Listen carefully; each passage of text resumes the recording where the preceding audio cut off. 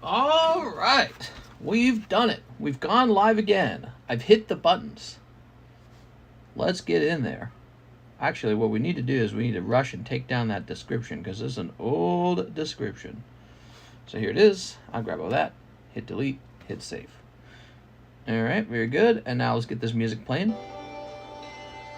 I guess on Minecraft. Okay, let's grab the old menu. And we'll pump it in here. Come on. Yay!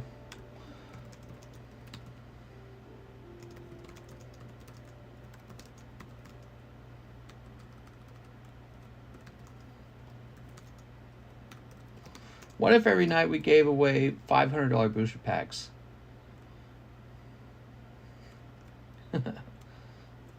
That'll just be the title. We'll get a bunch of little kids coming in. They'll be like, what does the title mean? Does the title mean there's a giveaway? Okay.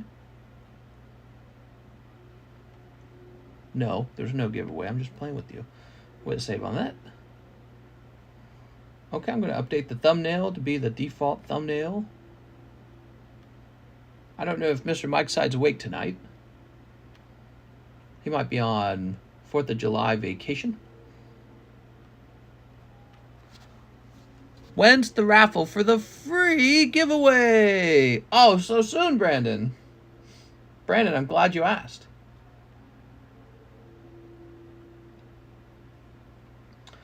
Okay, we'll grab this. And then we'll jump down Schmear. And we'll grab this.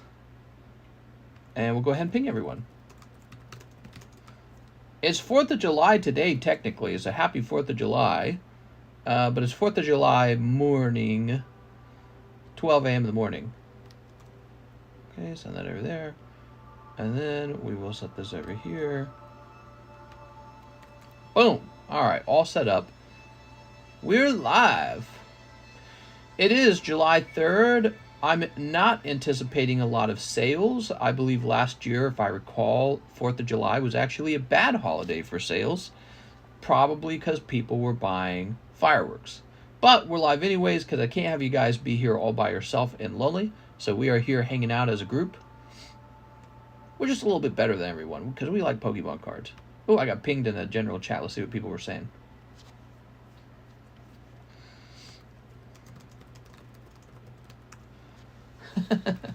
All right, let's see what we got.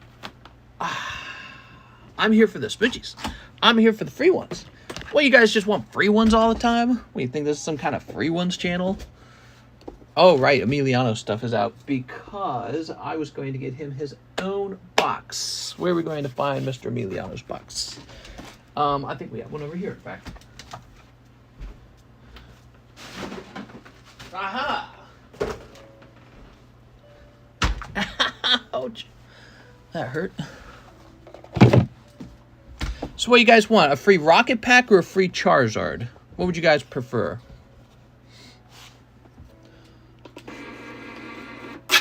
I could give you this Charizard for free for 4th of July. Man, because nobody's contributing to having it destroyed. Look how slowly it's moving. It's been stuck at $200 roughly for like the last quarter of a year. I don't think people want to spend money on drilling the card. Here we are. I know it's tempting. Mister, I sent you a Discord message. Oh.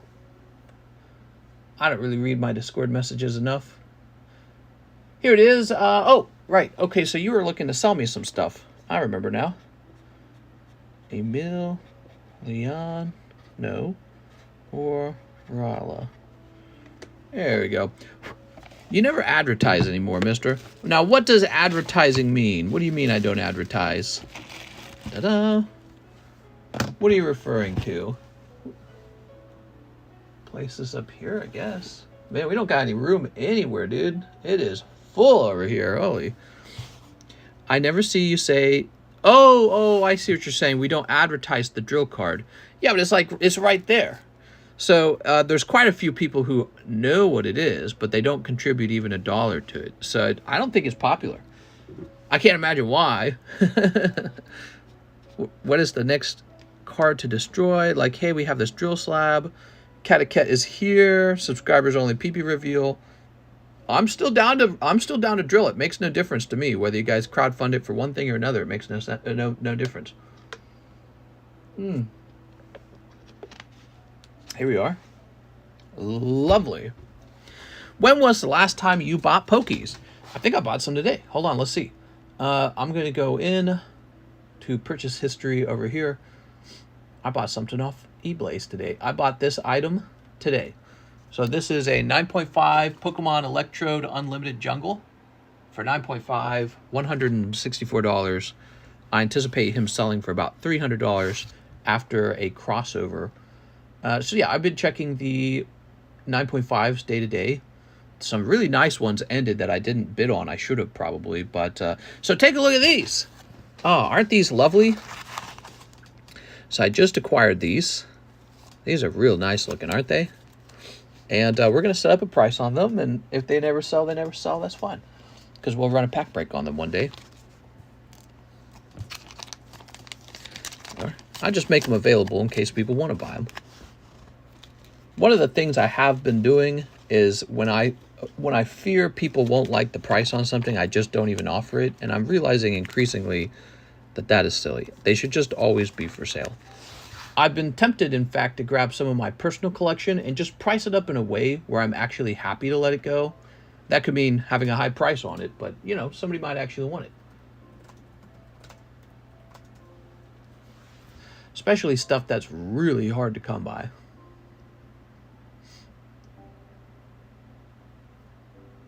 Okay, so we're going to get a little price going on with one of these. Both of these.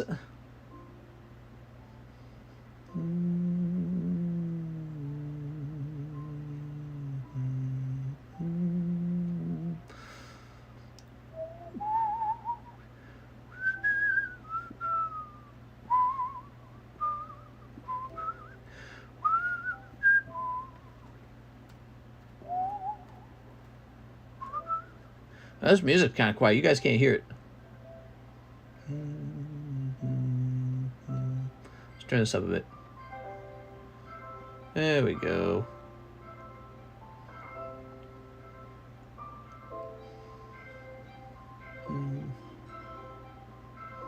Give me a second. Pricing things can be complicated.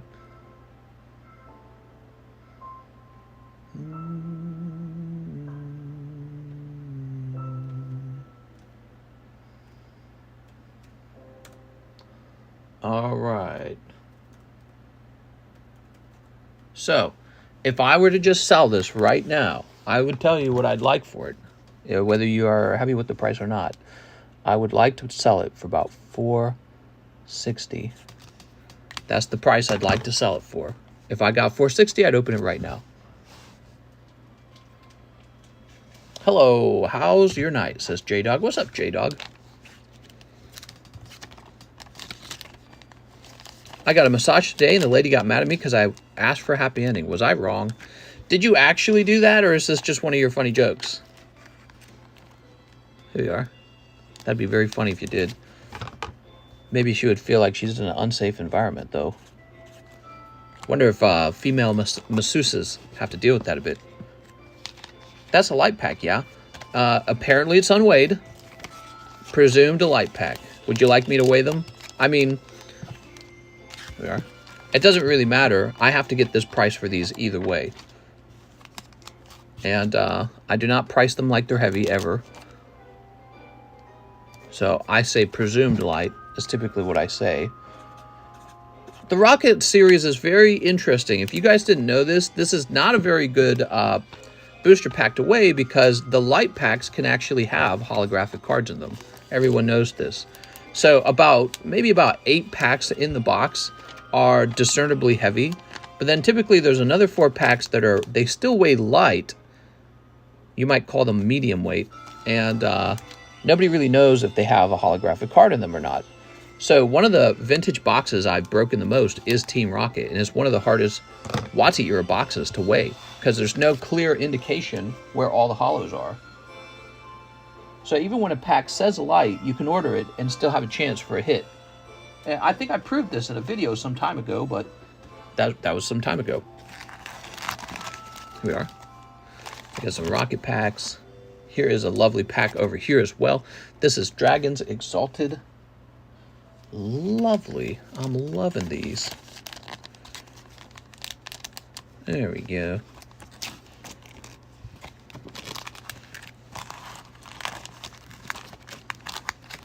All right. So we play around with that a little bit.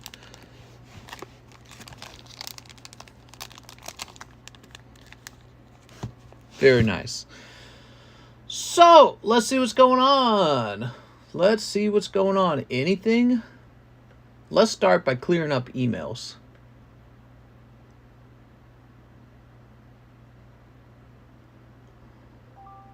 Junk. Delete. All right, we got 2 Bank of America orders. One's from Leoncio Flores. 2 Pokemon 151. Pokemon 151 continues to be very popular. Hello there. Love looking at my old rocket cards. What's up, Jeremy? How's it going, man? How much do I need to donate to mute my wife? Good question. Remember people were like pissed yesterday because we muted? I don't like it when he's muted. God damn, why are these so hard to open now? There you go. Their little anti-theft measure doesn't even work. The thieves just open the box on the side. All right, Leoncio. Welcome, guys, to the late night Pokemon card stream. I'm your host. We've been going live for 4 years, all 7 days of the week. One of the most consistent Pokemon card streams on the internet, maybe the most consistent. I think you could argue I'm the most consistent. Might be number 1. And lots of experience, lots of satisfied, happy people been ordering cards for me for a while. There we go. No tricks, no scams. I'm happy with the amount of money I make working this job and would never scam you. Here we are. But you run into that with a lot of people doing the same thing I'm doing now. They jump into it. They're new guys. They don't have any reason to be, I don't know, what would be honest. You got all these reports coming in. You keep hearing these stories. I've been hearing these stories about other guys like on TikTok and whatnot and all these other streamers, and they're tricking people. They're running scams. And it's like not surprising at all. Not surprising. There's a ton of theft going on with Pokemon, and being a streamer who tricks you or something like that would just be a different form of theft, wouldn't it? We have Anthony Hamane, Evo Zard, chipping away. You got it, Mr. Anthony. All right. So this has come in as a ZELLE order. Let's jump over here. Happy 4th of July, everybody. Mr. Anthony.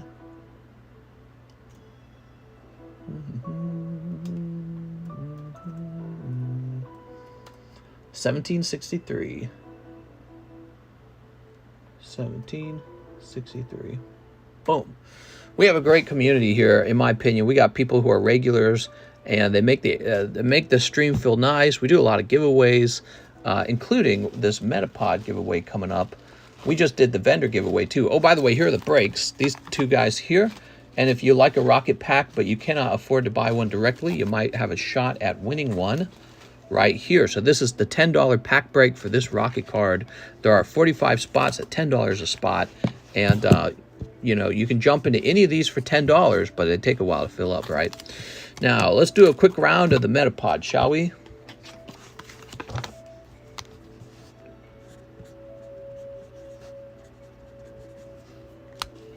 How often do you turn them in for grading? Turn what in for grading?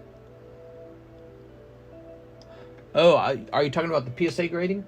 We were going to do it, but there's no mail pickup because it's 4th of July. So I figured I would just celebrate the holiday with my wife. We did some, we had some fireworks earlier today, but that doesn't mean we actually had fireworks. But yeah, so we played around today, and I will be getting the submission done for PSA very soon, but they don't pick up till, I think it's after tomorrow. So the 5th is when the next mail pickup occurs. So I'm thinking tomorrow we will get the PSA submission in, and then it'll be picked up on the 5th. Hope everyone has a nice glizzy. It says, D's nuts. Lots of Team Rocket packs. I'm a fan of Team Rocket packs. Did you guys know that? I actually like them. How much does a box of Team Rocket cost these days?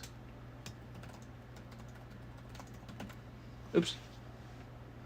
Type that in properly.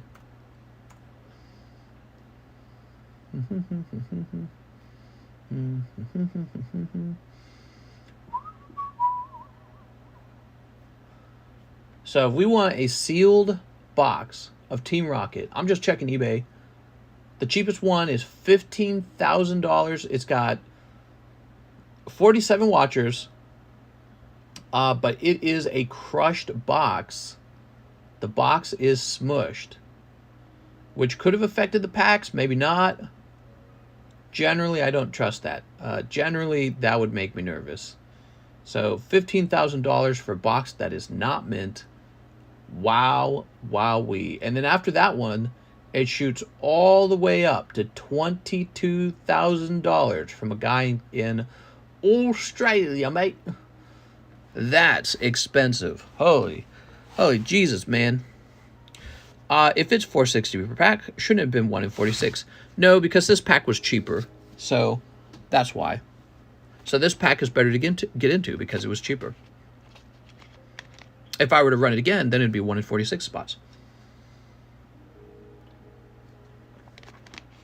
Because I would be using one of these packs back here, which costs a bit more. Makes sense? All right, let's see who won the Metapod. Roll it. Wait. Oh my God, guys. I forgot to refresh Nightbot. Hold on. I'm so stupid. I do this all the time. Hold on. July 4th. I hate to tell you guys this. You got to type it in all over again because I had forgotten to refresh Nightbot, so it thought we were on yesterday's stream. So you need to type July 4th all over again to get into the break. I apologize for that. That's my fault. Yeah, that was dumb of me. Ton of people piling in.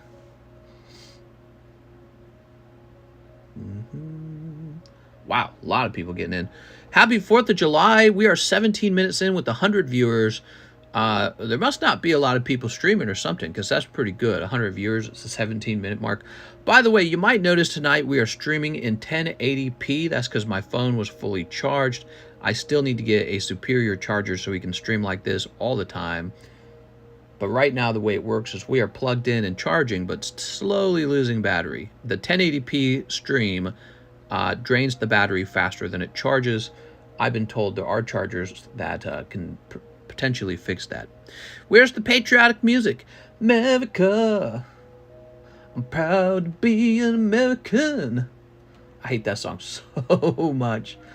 They play that way too much. Way too much. What would patriotic American music be like other than that one song that just gets played to death? You might as well replace the national anthem with that one. Proud to be an American. Howdy, yo.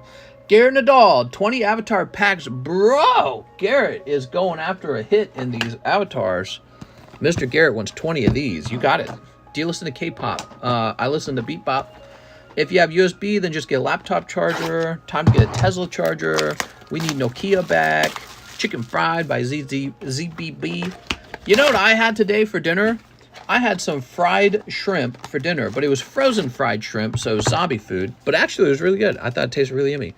My wife couldn't stop eating. I was really surprised because she usually doesn't eat much.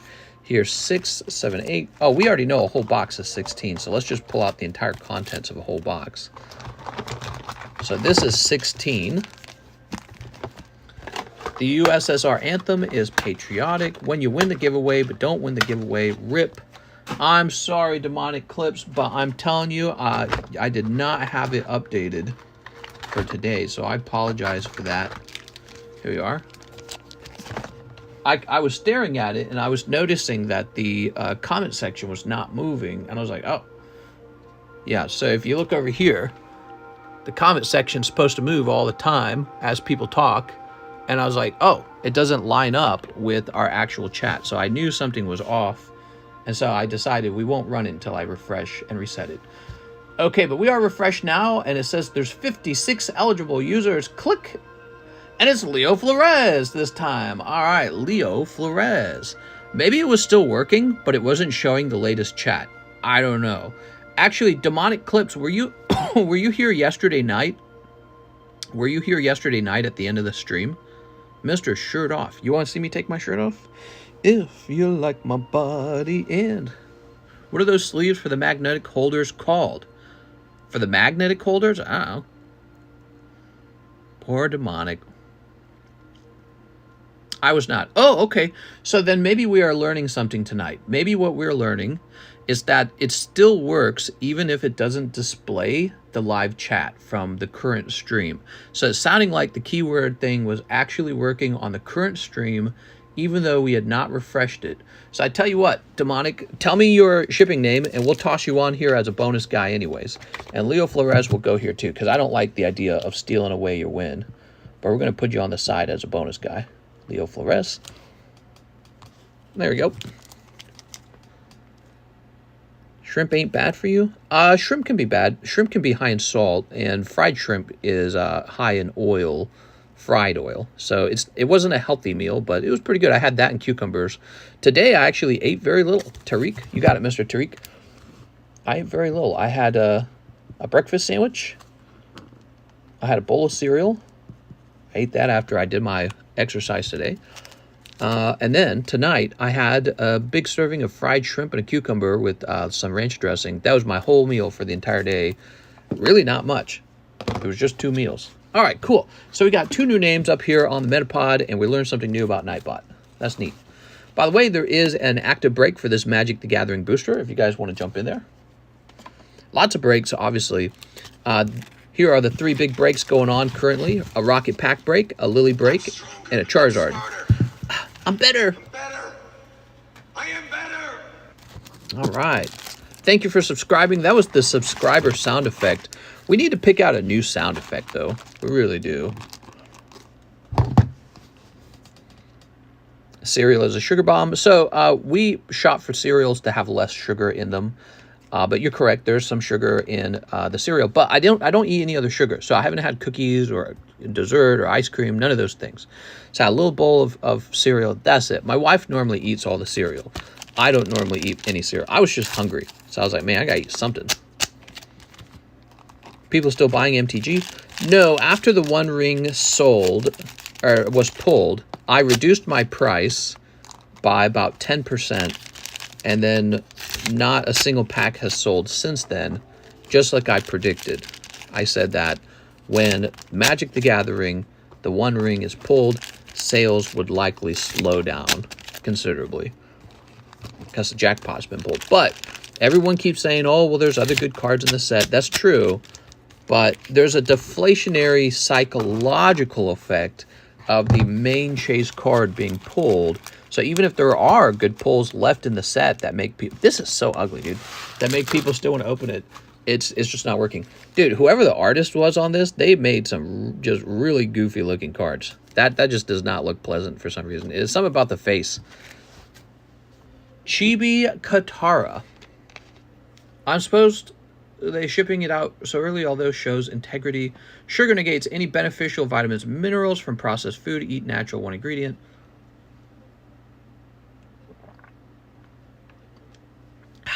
I'm pretty confident calorie-wise. I've done very well today. And we're going to go on our walk later. Yeah, I'm losing weight, guys. It's really exciting. All right, here goes. Ready? So we're hoping for a hot pull for Mr. Garrett Nadal from these avatar packs. He has been opening a lot of these. Her face looks like a badly drawn Bulbasaur. Oh, right, we already read that one. Mr. Putting in the work. That's right. I've been nonstop exercising for 3 months now. I'm down 27 pounds. That's a lot of weight.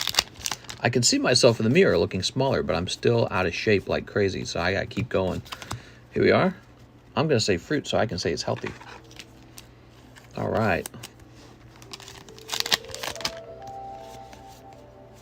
Let's see. This girl.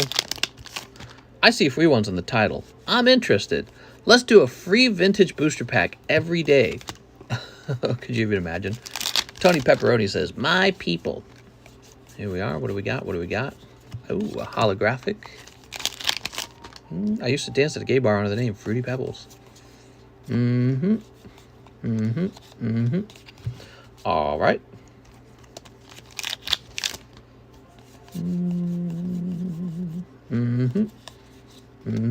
So there's a live action Avatar coming up. Is that right? Will it be good? As opposed to the one that came out, the movie that came out a long time ago with the Shamalama guy. I'm sorry I sound negative and judgmental. So many people believe things about health and fitness that are lies. What? Here we are. Not you, though. I guarantee it'll be good, says Becoming Wrath. I'm looking forward to it, then. I don't think my wife saw all of the original Avatar. She watched all of the Book of Korra or whatever it was called. The one that came out later. My wife is 6 years younger than me. So she might have been too early for her to watch the original Avatar. Actually, that's a good point. I wonder if she'd enjoy watching the original one with me. How much bulk do you acquire? Just wondering if the fire burns different colors for different sets. We don't really burn the bulk. We used to sell the bulk in a really cheap manner. Now I'm just stacking it up in a corner is what I'm going to do for now. And I'm thinking about hiring a personal assistant, trying to give them a bunch of like projects to work on to sort of like help me develop the business into something more. But if they have nothing else to do, they can just sell bulk singles or something.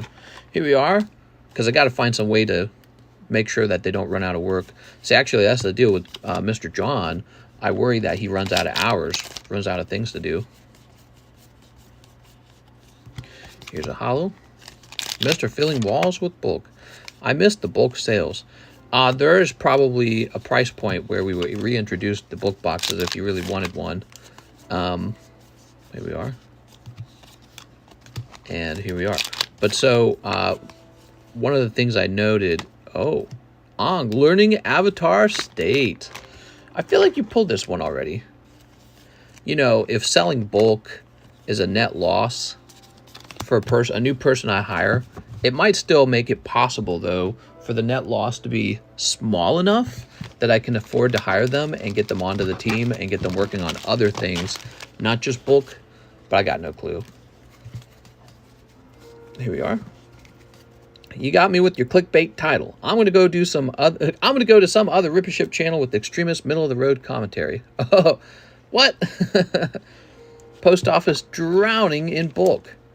Here we are. I was actually testing out clickbait titles tonight. You're correct. Hey, we'll do some giveaways. Why don't you assume that I'm not going to do giveaways in this stream? It's July 4th.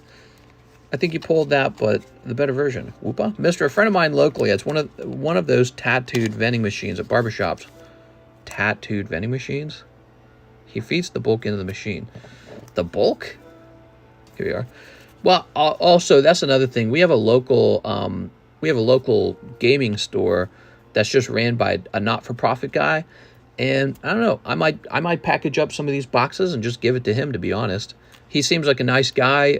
I can tell he's not making any money.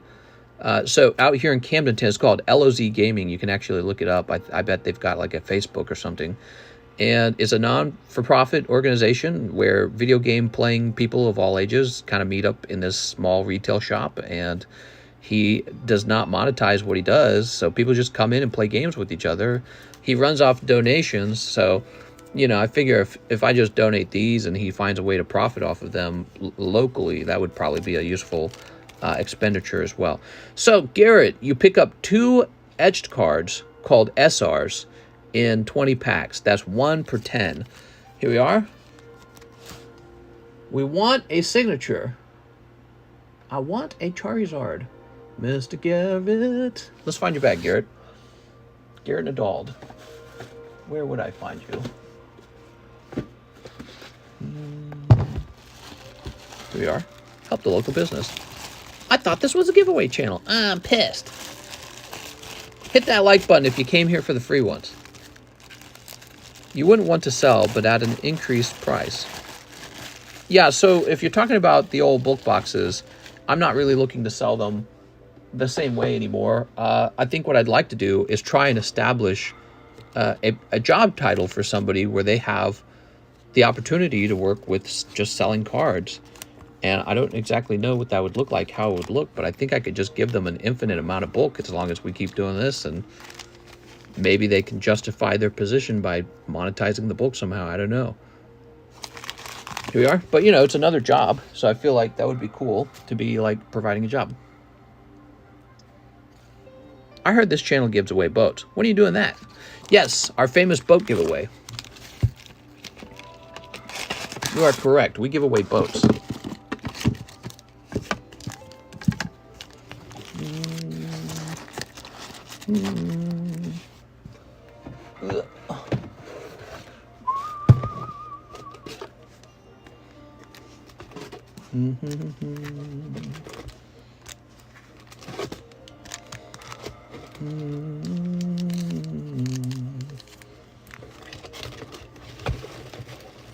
Look at this. This is a bag of heavy base set. Oh man, I don't even know. I feel like to just wait on those. Heavy base set, just let them get older. They seem way too nice. Heavy base set, what? Only me and my memories sitting in a car with me and Ruski really far. Here we are. Glasses, my AC unit failed and I had to pay $10K to replace the whole system. Yikes. It's always something. Yeah, that's true, man. It's true. Life has gotten more expensive. Did you know that? Life's gotten more expensive. Now that my first edition slab is paid off, do you have any first edition hollow slabs on the table? I don't remember. I think I do. All right, put all my boosters in here. That's a lot of money in there. This booster pack is $8.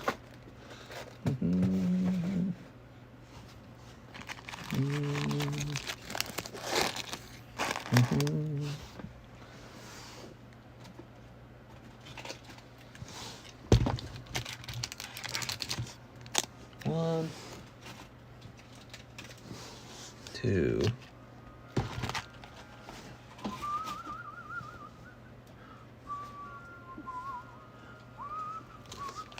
Are the T-Racket packs out of a booster box? They're all out of booster boxes, technically.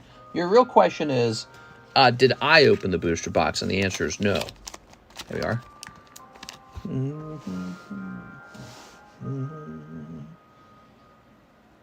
Oh, wow, we got these over here too, don't we? Forgot about these. Look at these.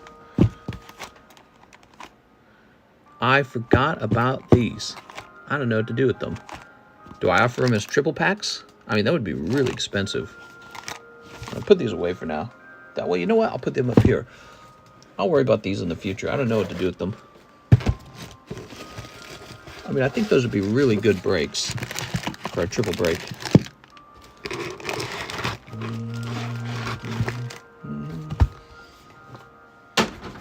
Throw that away. Whoa, we got a lot of boosters in there. That's expensive.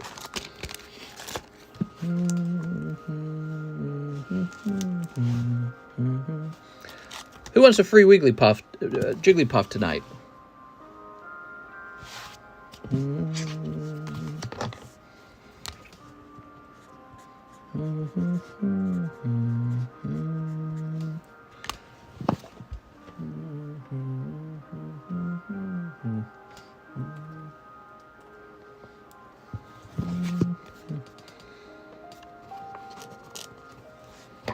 Cute little Jigglypuff. It's like 30 bucks. Next up, Wilbur Viato, 1 Steamboat, please. You got it.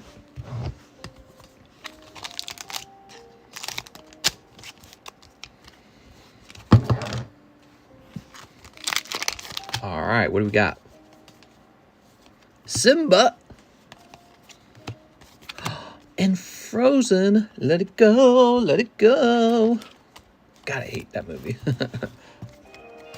Not for me, it's for kids. It's for Disney princesses. I don't know. There we go. Hear about the MTG One Ring card? The One Ring, the One Ring, the One Ring, the One Ring. The one that graded 9? Alejandro Gutierrez for Pokemon Battle Region. Battle Region is such a nice set and at such a good price right now. I'm surprised it is not being opened in vaster quantities.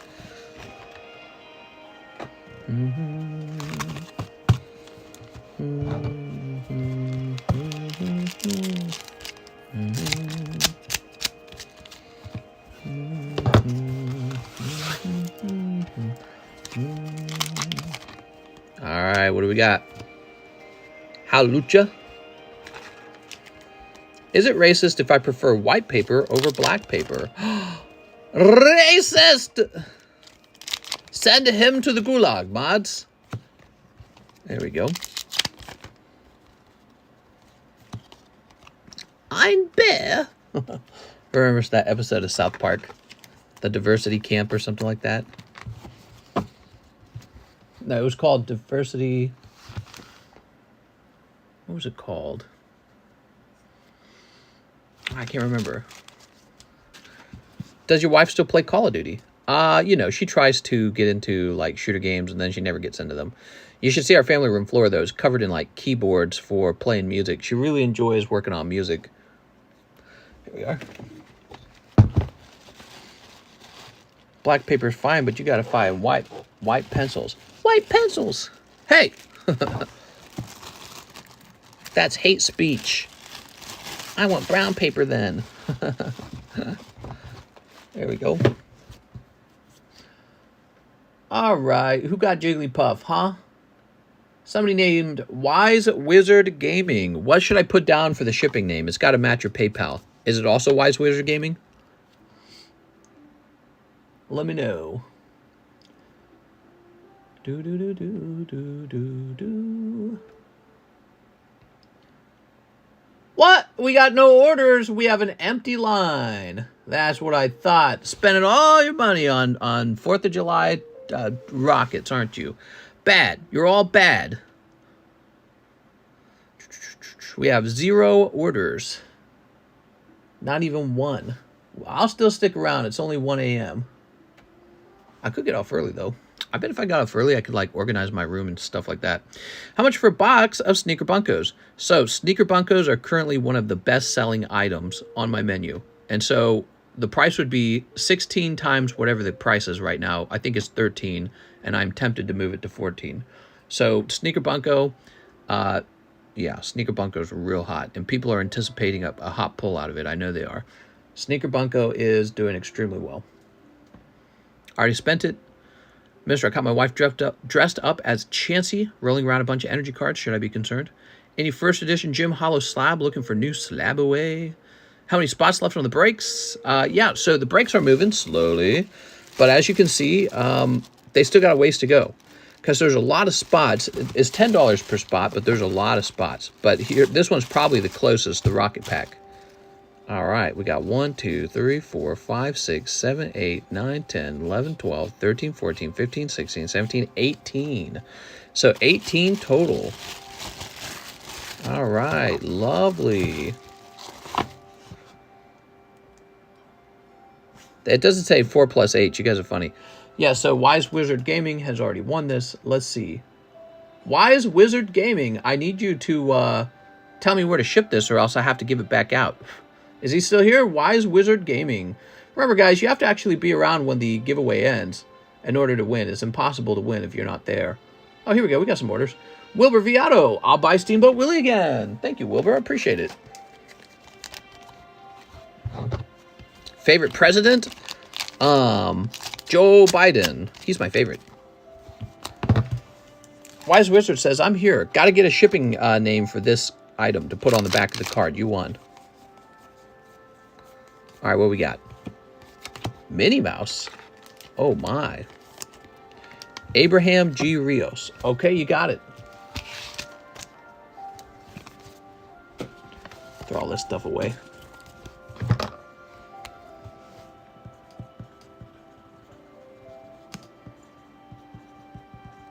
Okay, very good. How much to send everything I have? You mean like ship? Are you asking because you're international? If you're in the United States, it's always just $9. It's a flat fee. It's the same fee every time. Mr. Wilbur? What you got, Wilbur? Here we are. No problem, Mr. Wise Wizard Gaming. Kingston Ball says, "What's up, homies? Your favorite kid is here." There we go. All right, lovely. Look at all this, man. So we're putting packs over here now, just as an experiment. I think we need a price on that. Fates Collide.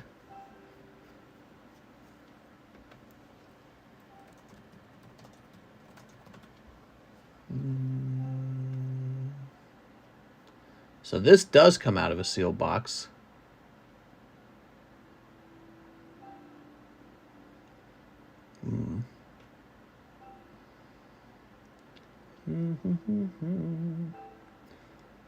Wow. This got so expensive over time.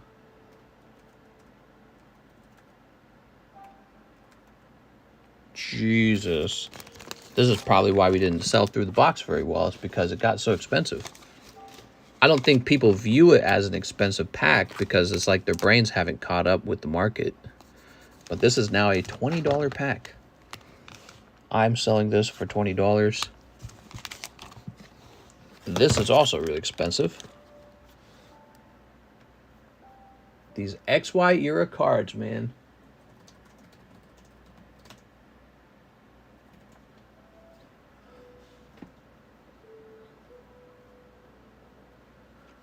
Oh my God.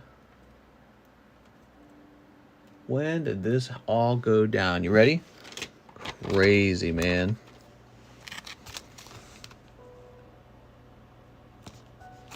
Technically, the Ancient Origins is supposed to be 41.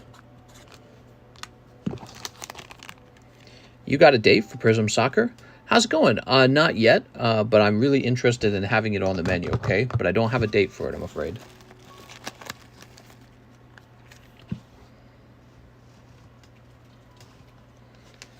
Minecraft pack has the glow-in-the-dark card in it. Yes, the base set Minecraft is the one with the glow-in-the-dark pack, if you're wanting that. Well, might hold off on pricing this one for the moment. Ooh, these are lovely.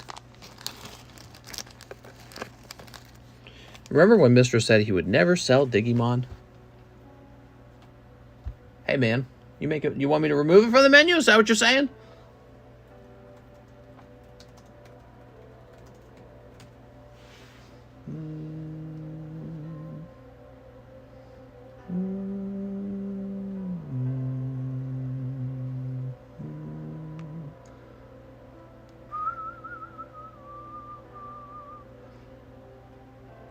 Holy Jesus, man.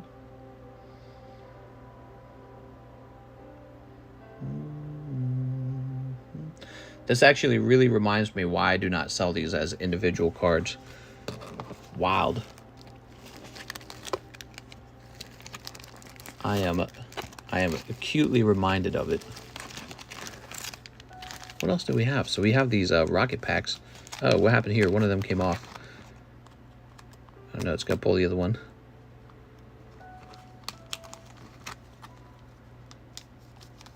EX Delta Sexy. Yeah. Go set that down.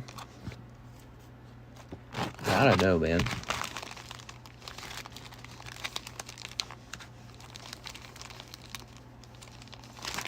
The art, place that there.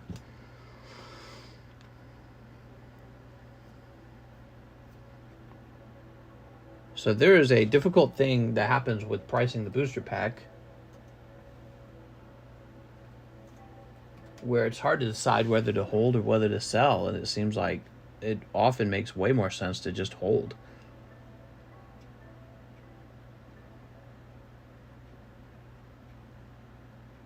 Yeah, like here, man, I just don't know, man.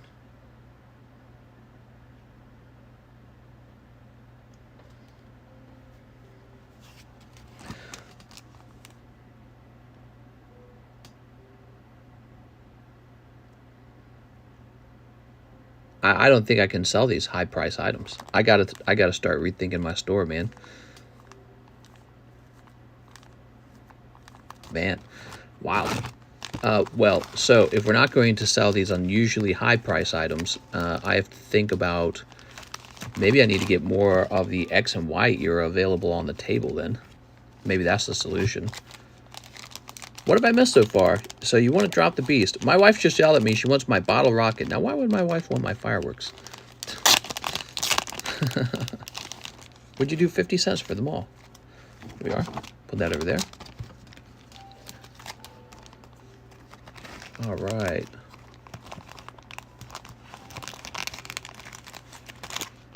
Very nice. Ugh.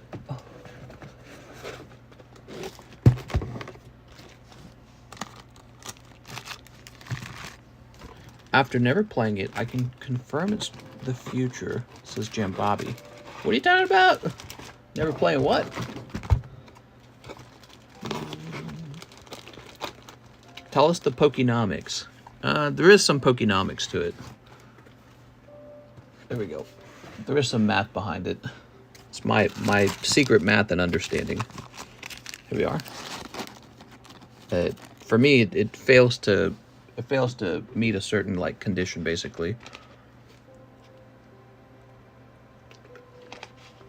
So, but I think what I need to do is start getting the other sets. Oh, because those are really old packs that you were looking at. We need to get other sets up here.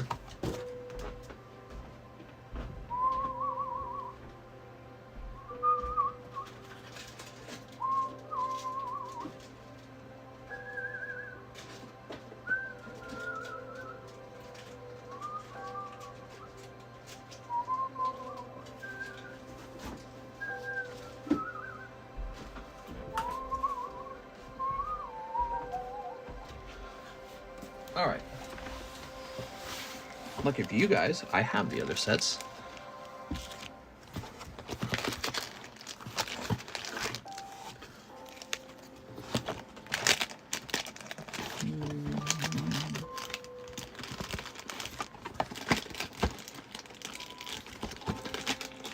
Okay, that's a good start. I need a place for this box, though. Where do I put this?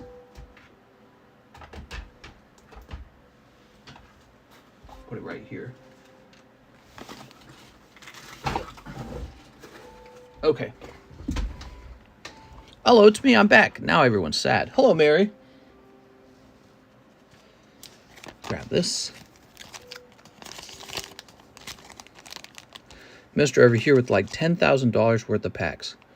Yeah, in that vintage booster box, you might be right. Let me show you again. This right here. I think this might be more than 10,000. That's 3 packs. That's 3 packs. That's 3 packs. That's 3 packs. That's 3 packs. That's 3 packs. All first edition. This is a whole box or whole bag of a heavy base set. We got some of these. We got a huge chunk of these. Look at that. Each one of those I think is like $1,000. Yeah, that's a lot. It's heavy, actually. I'm pretty sure that box is more than 10,000. All right. Why are you flexing on us, mister? For fun. What else is there to do with Pokemon cards? That's what you do. You flex. Flex seal. Go. Here we go. Vintage has really become unbelievably expensive over time. Okay, so we got Fates Collide, Ancient Origin, Black and White Dragon Exalted, a Rocket Pack, a Roaring Sky Pack. So let's get these all priced, and we'll keep adding things to the table. It'll be fun.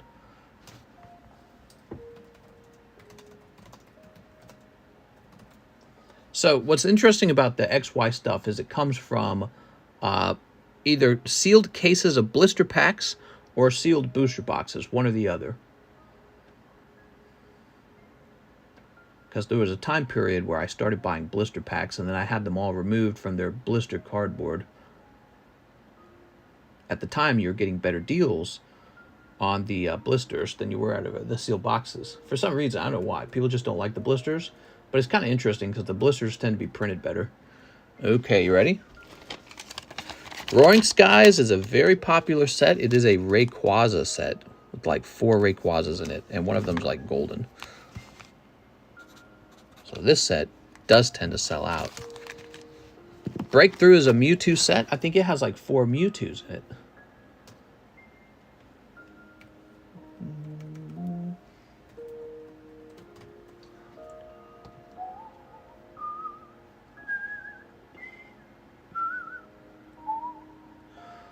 Wow, Breakthrough has just gotten so expensive. I can't believe how much all of the XY sets have gone up. Oh my God.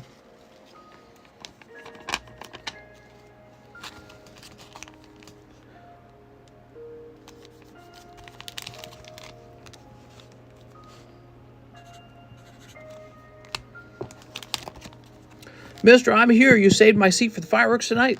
Sometimes I drink Jesus tears in the morning to help me go. Could we buy those packs and keep them sealed? Oh, absolutely. If you wish to keep them sealed, you can tell me that you'd like to keep them sealed.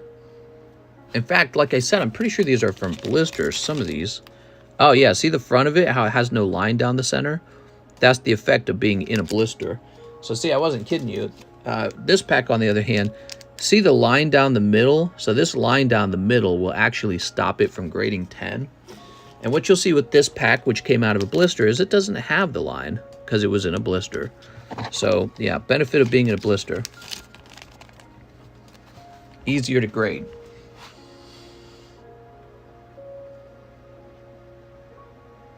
Okay, so let's try this. We're at breakpoint, right? Almost done, guys. Then I'll get to that line, okay?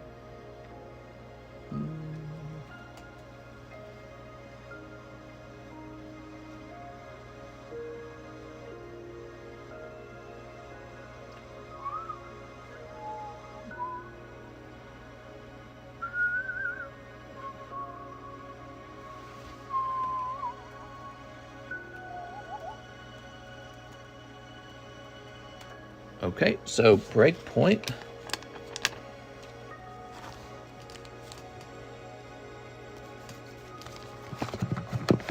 That Roaring Skies pack came from the box you opened. I believe that one is a blister pack. Let's take a look into it.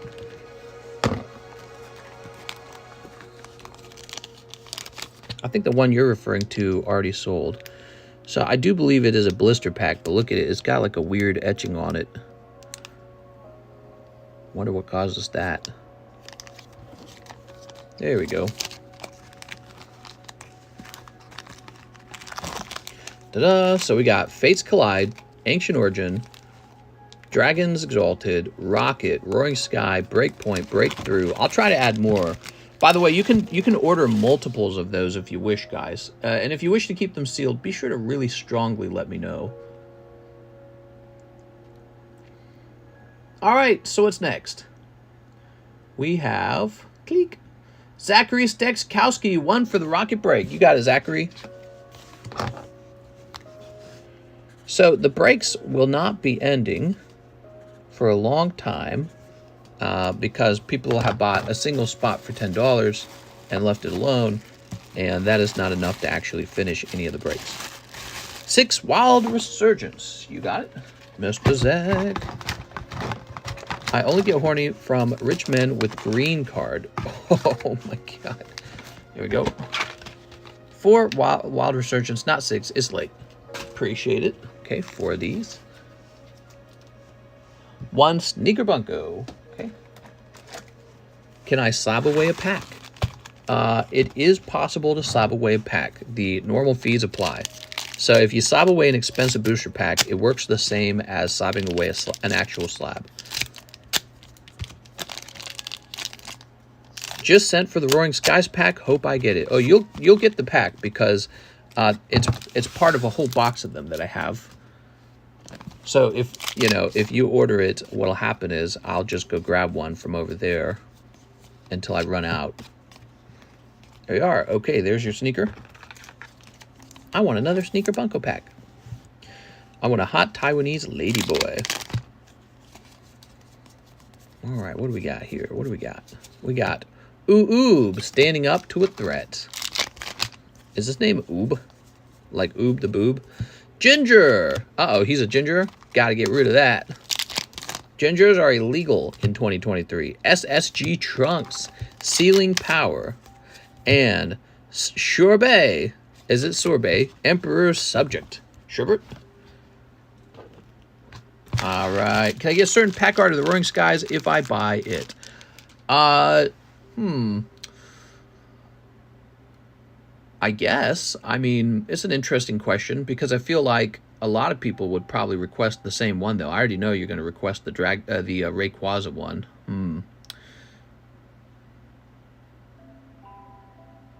It's not like everyone. It's not well, yeah, I don't know. I guess it doesn't matter. Yeah, I guess it. Yeah, go for it, I suppose. Super Saiyan. Oob is Boo backwards. He's Boo reincarnated, mister. Oh, yeah? Is that the case? There we go. Zachary Stekskowski. Mr. Zach. All right, lovely. There we go.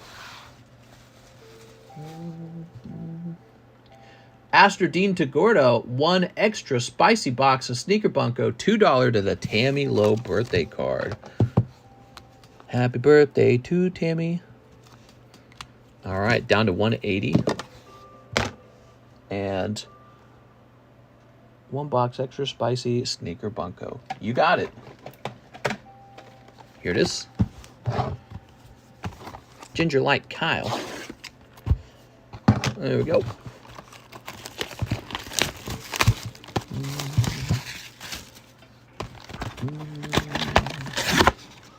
Ta-da.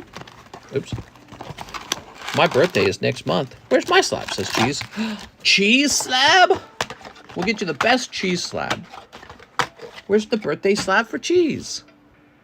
We are. Rah, says A. Perez. Whoa. Sorry, Cheese. Only women are allowed to have birthday slabs. That's why we got Alex one. I'm the best e-girl, says Cheese. That's true, actually. There we are. Let's get this.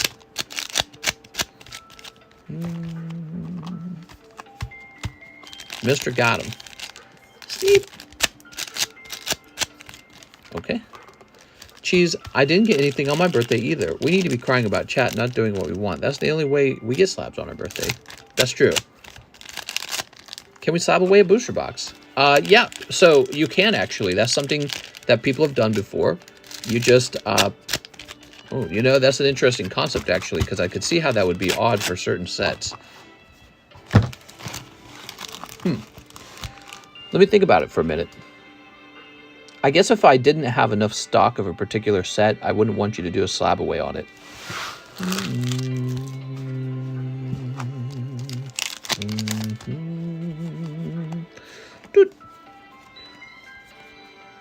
Here we are, here we are.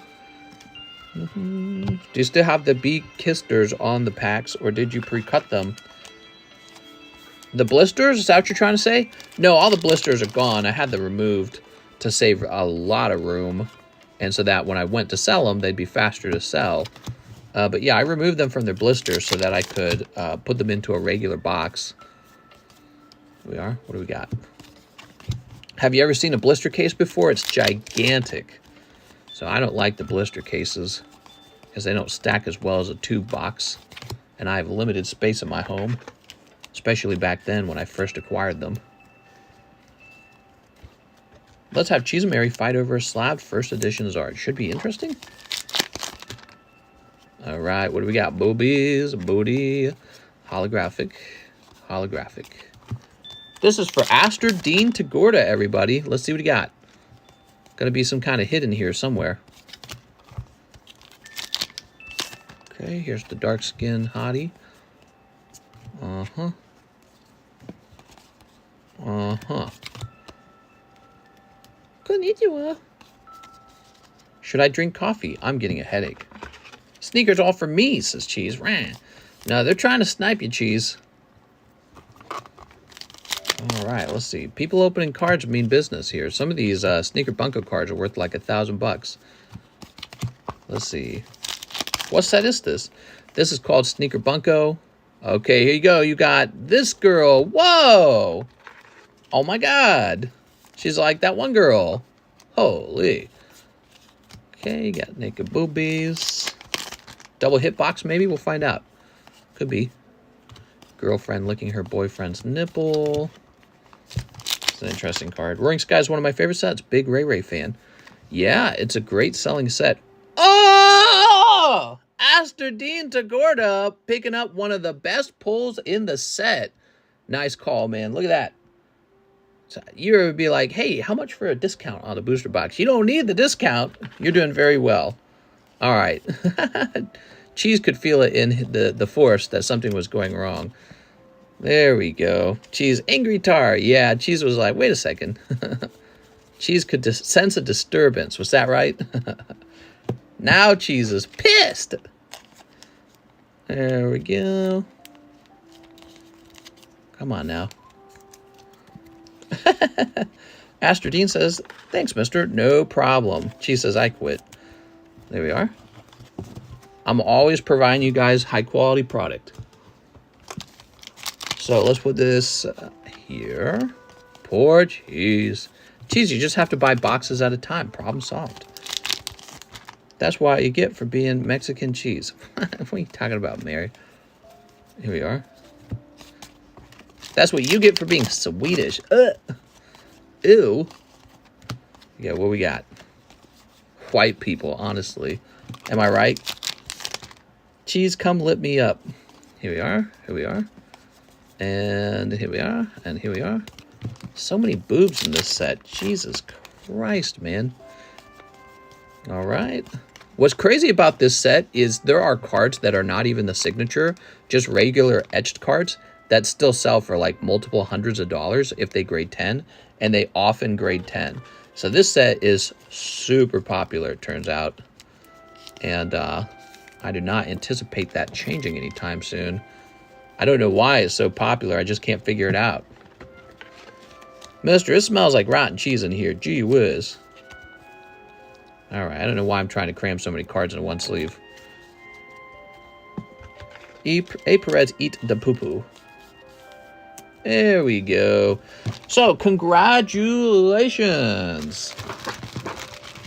Do they only grade with CGC? I've heard that PSA will grade them now, but I don't know how true that is. Mr. Aster Dean, thanks for going deep tonight. That was very fun.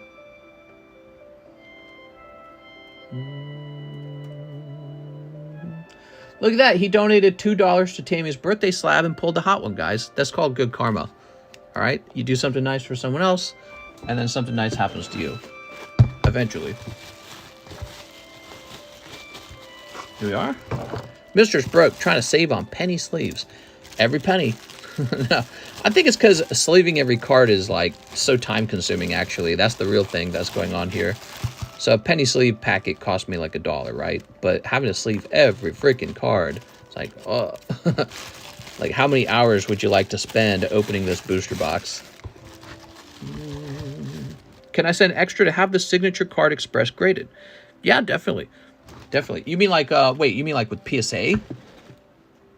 Well, we're about to send the PSA submission out if you just want to jump in. But with the express grade, I would have to create a separate order for your one card, and that would not be cheap. In my opinion, it would be expensive. North Korea. I actually have not figured out pricing for express grading. You'd be the only card, so that always makes it a lot more expensive when it's a single card. Oh, let me look. He says, oh, wait till you start sleeving all that bulk. It says America favorite hoarder. I mean, there's a price, so, but I will have to try and figure out a price that makes sense, okay?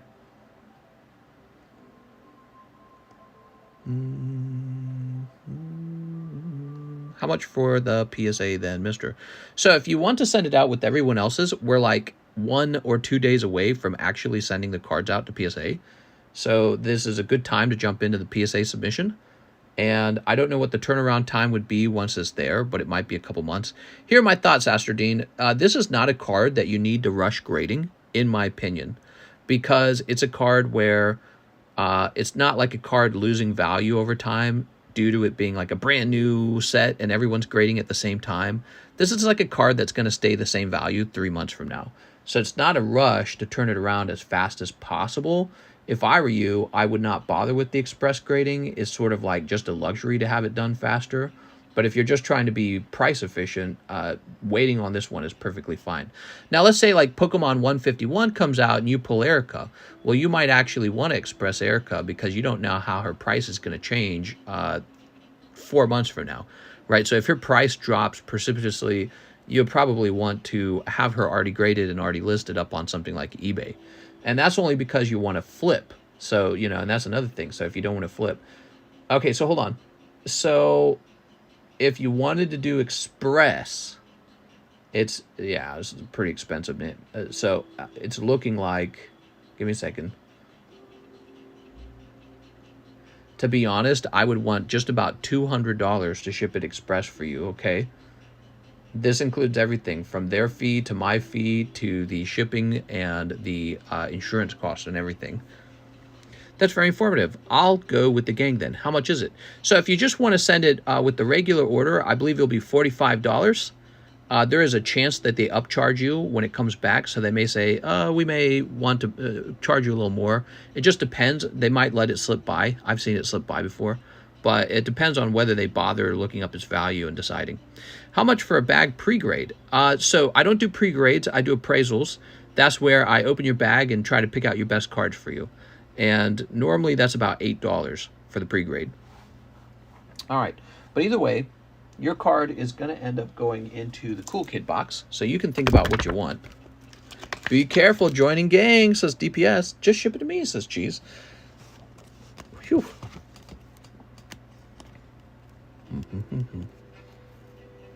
All right. You know what's crazy is I almost opened this case for myself. That close to doing it. Because Sneaker Bunko performs so well as graded slabs. Let me make sure I spell your name right.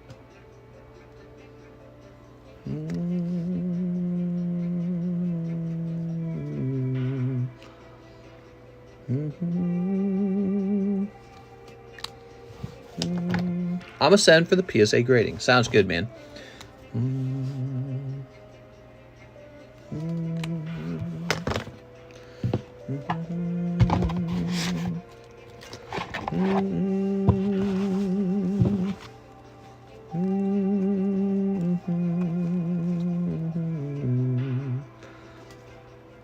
Oh yeah, is this mine? I think this is mine. Is this not mine? I feel like somebody sold this to me.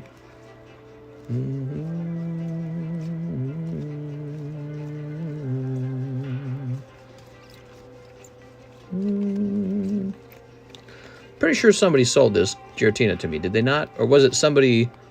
No, there's two Giratinas. One got sold to me, and then there's another one getting shipped off. I think I forgot to put the name down here. If it is yours, let me know. I'll go look you up in PayPal to verify that you sent off to grade this. Some women get paid to poop on rich men. What's that music, man? So good.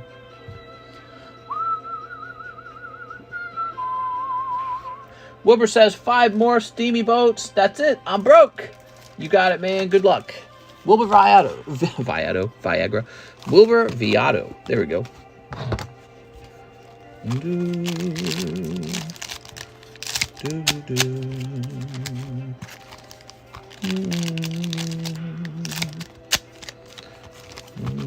Tonight's off to a good start. Oh, I better tell Mike's side about that poll.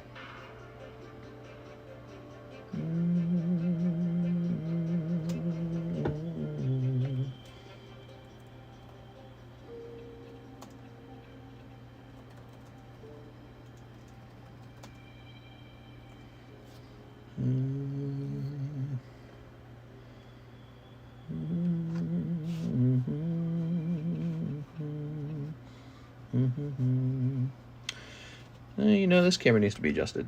But how about that? Is that good? All right, there we go.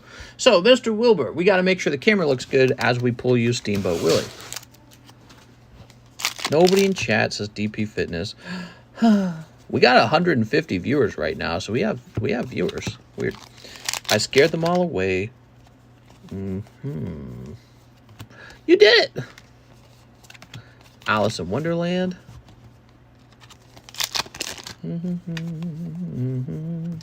My Little Mermaid. Here's Aladdin. Do you trust me? No. Snow White and the 7 Black Dwarfs. Here's Winnie the Pooh. And, wait, that's trash.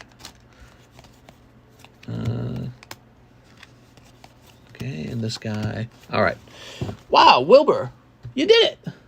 That was basically as good as the round of Sneaker Bunko. I'm sorry, man. Where the hell is this damn steamboat? You want a bonus pull? Here's a little bonus pull for you. Aw, hi, Dragon. How broke are you going to be on the 4th? Me? Not broke at all. I don't buy any fireworks. I bought 0 fireworks every single year. No, that's not true. Occasionally, we'll spend like 20, 30 bucks on fireworks because my wife didn't get to shoot them off when she was a kid. So, but that's rare. We don't even do that every year. So, I don't think we need to. You know, our neighbors were shooting off fireworks tonight, and there were so many fireworks going off. Just a taste of what's to come. People are crazy out here in Lake of the Ozarks when it comes to fireworks. It's because it's like you come out here to party, right? So you come here for the summertime and you party. So there's a ton of fireworks out here.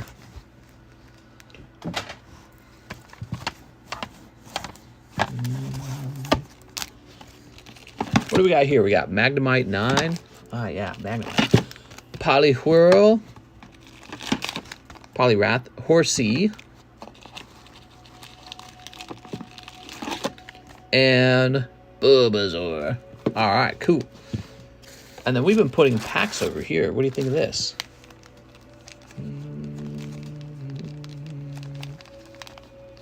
Lovely.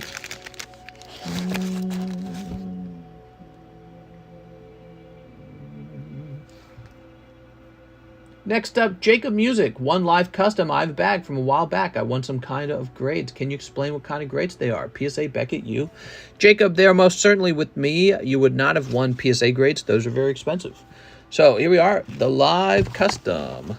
Here go. Oh, whoa, no, we don't count that one. We gotta always have to shuffle. That's the law. Gotta shuffle.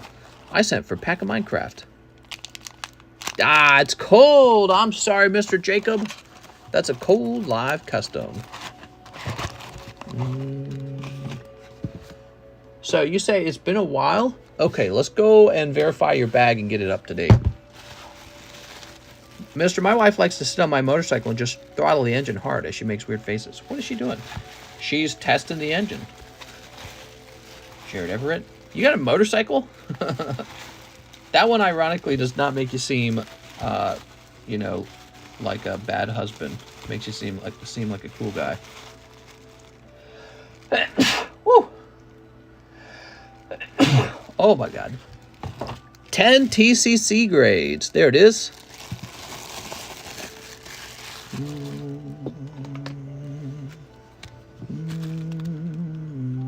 Oops. We're going to say 7.23. Okay, your bag's up to date. How's it going? Hope everyone's having a blessed day. How's it going? Ray Satarsky says a Scarlet box. Oh, very fascinating. Selling a box of Scarlet, huh? We saw some Scarlet the other night. Here we are. All right. Mr. Ray. Know anything about the new Pokemon Obsidian Flame? It's got Obsidian Flame in the name. So that's kind of cool, I guess. It's gonna have Dark Charizard, bro. Dude, I swear it's easier to open this on the side. Oh my God, that's just stupid, man. Their little anti-theft device just makes it totally still possible to scam people by opening the box on the side, and it's actually harder to open the box the old-fashioned way, like from the front. I enjoy the 2 decks I got. There we go. Oh, Epic Gengar, you just commented that on a different video of mine. I just got a YouTube notification. There Here we are. I missed a lot of conversation. What's your take on 151 out in Japan? It's so good, bro. Bro, it's so good. Oh my god, bro. Sleep. It's trash. No one should buy it ever. It's the worst. Scalpers are done. Scalpers are done. Collectors are upset. How can I rile your emotions up about it? Pokemon 151. Oh my god. Pokemon 151 might be the most profitable Scarlet Violet set ever. It's a hold. Is that what you're hoping to hear? Something like that? I've been making content for too long, man. I'm stronger. I'm smarter. I'm better. Better. I am better. Anyone investing in 151 is making this huge mistake. Don't buy. There we go. Ready? Here goes. Ooh, King Gambit. All right, lovely, lovely, lovely. Mr. Ray. Whoa. This card in 151 goes for $700. Is it a long-term hold? Question mark. Red arrow. How much markup is unreasonable if you have the only graded card right now? Like, do I say just screw it and 5 times this thing? Oh, no. Nobody will pay that much of a markup. It'll sit there and look like a card. Here's the thing. People don't have to buy your one card that you're the only one selling. They can go buy some other card. And so, let's say you got a Charizard. You're the only one selling that Charizard at the moment, and it's 5,000. And you, well, it last sold for 5,000. You say, you know what? We're going to do 25,000 now. And people are going to have that 25,000 go, I'm not buying that. I'm going to go buy something else with 25,000. There's so many other Charizards that cost just 5,000. So that's your problem is people, instead of forcing themselves to buy your one item, they'll just accept some other item at a better price. I think there's actually a term for that in inflation. It's called substitution. So the government describes shopper behavior as when the price of steak inflates too high, they substitute it for chicken breast instead, so that the effects of the inflation isn't as severe. Whoa, look at that! Ray Satarsky picking up a lovely SAR tonight. So good. Look at that. Lovely. I don't even remember this guy's name. Let me think about it. Wow, I played the game a couple months ago now, and I don't remember his name. I really did not like Scarlet Violet. What's his name, guys? Koraidon or something like that? Oh, my God. Come on, Pokemon. It's a motorcycle Pokemon. Is that what you've done? Koraidon. I did get it. How about that, guys? I got it without help. Yeah, we're going to make a legendary Pokemon. It's going to be called Koraidon, and it's totally a motorcycle, but also it's a bird, but also it's a legendary, and you just have him immediately. I don't know, man. Give me the old bicycle. Give me the old bicycle made out of sticks and stones in the beginning of the games, right? And you don't feel all super powerful right away. That's the problem with the new games. The old games, you start out looking for your running shoes and your bike, and you feel totally low power, and you're building your character, and there's like this feeling of progression. With the Koraidon and whatever, Moraidon, whatever the hell his name was, you're just instantly on the legendary Pokemon like 2 seconds into the game. That's like, imagine Gold Silver. You just automatically have Lugia with you, and he just starts flying you around the map. It feels really stupid. I did not like Scarlet Violet. But anyways, it's a great pull. Let's go ahead and mark this for Mike's side.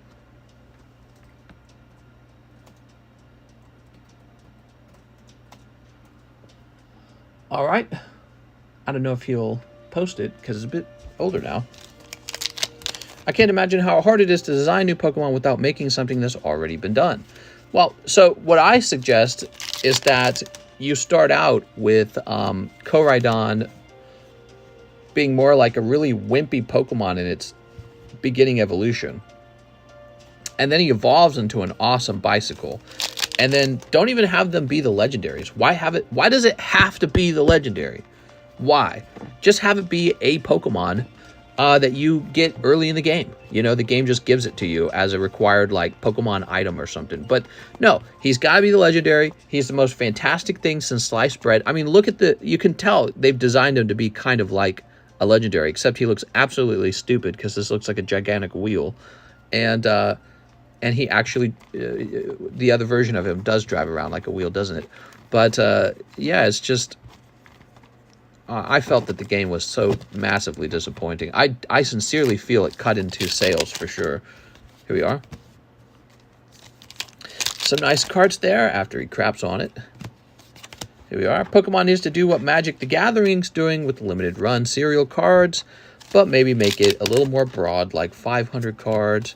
Sure, they could do all kinds of fun stuff, but this is not a commentary on the design of their booster product. This is a commentary on the game design. Starting out with the legendary was not fun. Don't you guys, I don't know how many of you guys were alive for it, but don't you remember playing Pokemon Red, Pokemon Silver, Pokemon Ruby Sapphire? And what was fun about the game is you caught the legendaries at the end. When you start out all weak and powerless with like Pidgey and your Bulbasaur, and then one day you're steamrolling with Moltres in your party, with Mewtwo. Why would you want to have Mewtwo rolling around with you 2 seconds into the game? It doesn't matter that you can't use him, but he's with you. That's not exciting. What am I looking forward to? I have nothing to look forward to. I've already got the strongest Pokemon standing right next to me in the video game. Oh yeah, here's your Koraidon. Like, I get that you can't use him, but he's just standing right there. There's no mystery. There's no like big treasure at the end. It's not like, whoa, there's the Koraidon, man. That's hard to catch. No, he's just right there. They just give him to you. It's sincerely disappointing. Deeply disappointing. And all why? So he could be your bicycle? Wow. I can definitely see why that was necessary.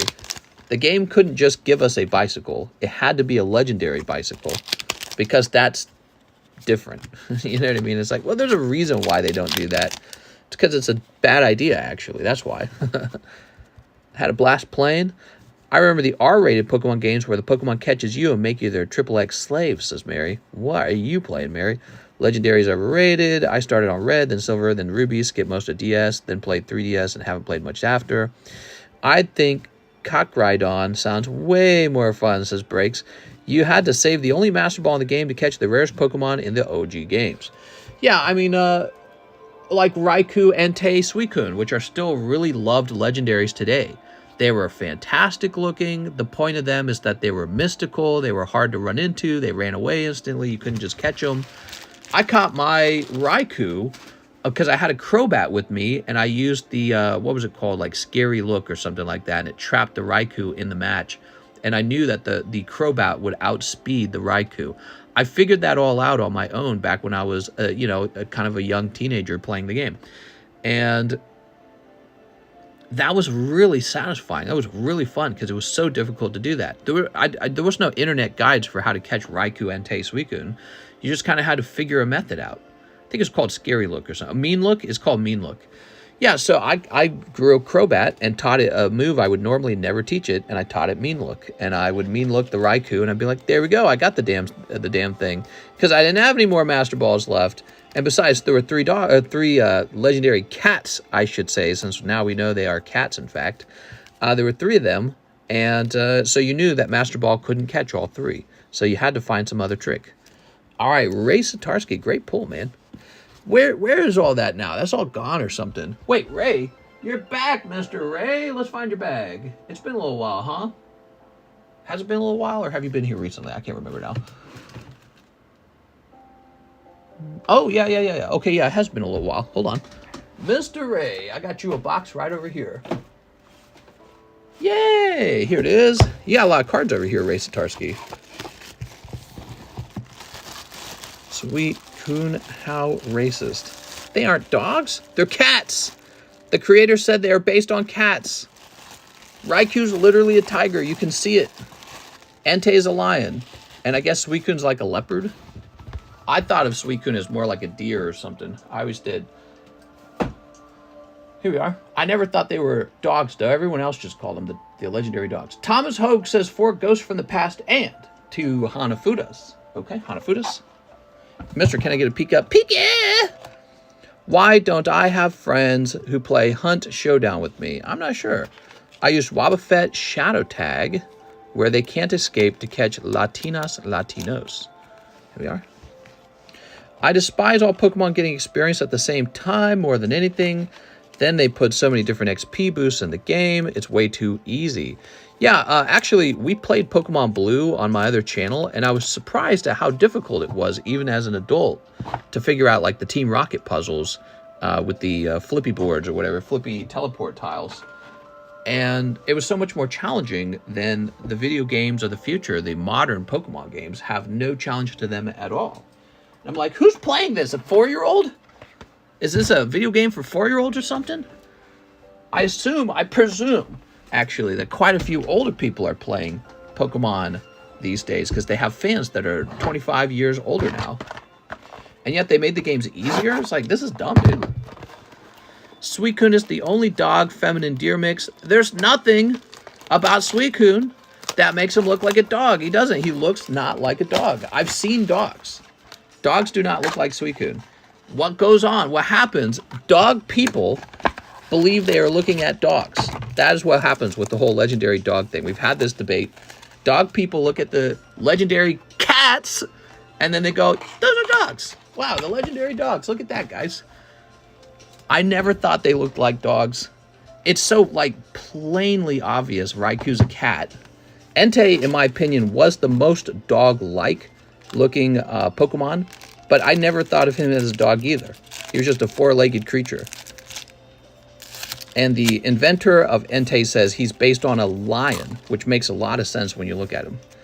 But I never thought Suicune looked like a dog either. Maybe like a unicorn? So if you told me Suicune was based on a unicorn, I'd be like, that makes sense. Here we are. What we got? Which one is the Pitbull? He's getting excited. Suicune looks like my furry girlfriend. All right, here we go. 1. They're actually donkeys, says Mary. Cold. Mary's been smoking too much of the Zaza. Suicune is a mystical cheetah. Yeah, so if you told me that Suicune is based on like a leopard, I'd be like, oh, I see it now. But for me, I never really thought of him as a cat. But it was like, of course, the saber-toothed looking Raikou absolutely is a cat. And I never actually thought of Entei as a dog. But I never thought of any of them as dogs. So everyone else comes out and calls them the legendary dogs. And that's just what you call them now. Because dog people call them dogs. Dog people looked at them and said, wow, look at Raikou. He's a dog. He looks exactly like a tiger. And that's why he's the legendary dogs. Arcanine is clearly a dog. Here we are. Well, Arcanine maybe. Yeah, definitely. He's a dog with tiger stripes. I think that's actually really clever. Great design. I'm happy 4th of July. What's up, Random Gamer? That 9 is looking mighty nice. Yeah, he might need to be popped into the live customs or something, because I like to put stuff like this into the live customs because they're such a good deal. So when you pull out live customs, you didn't have to go through too many cold spots, and it feels very rewarding. Thomas Hogue with TH. You see what I see. You're looking at what I'm looking at. All Pokemon are legendaries. Your mom's a legendary. Wait, are you on the table now? I'm a bag. Are you a table guy? Let's keep looking. Thomas Yonan, Theodore Labby, Timothy Newth. Is this guy going to come and ship this? That one PC shop. Let's see what we got in here. Well, maybe. I don't know. I have a feeling he might be gone. 11/22 was like 7 months ago. We got Thomas Gluckman, a Theo Lang. Theo Lang's bag about to expire. So Thomas Hogue must be on the table.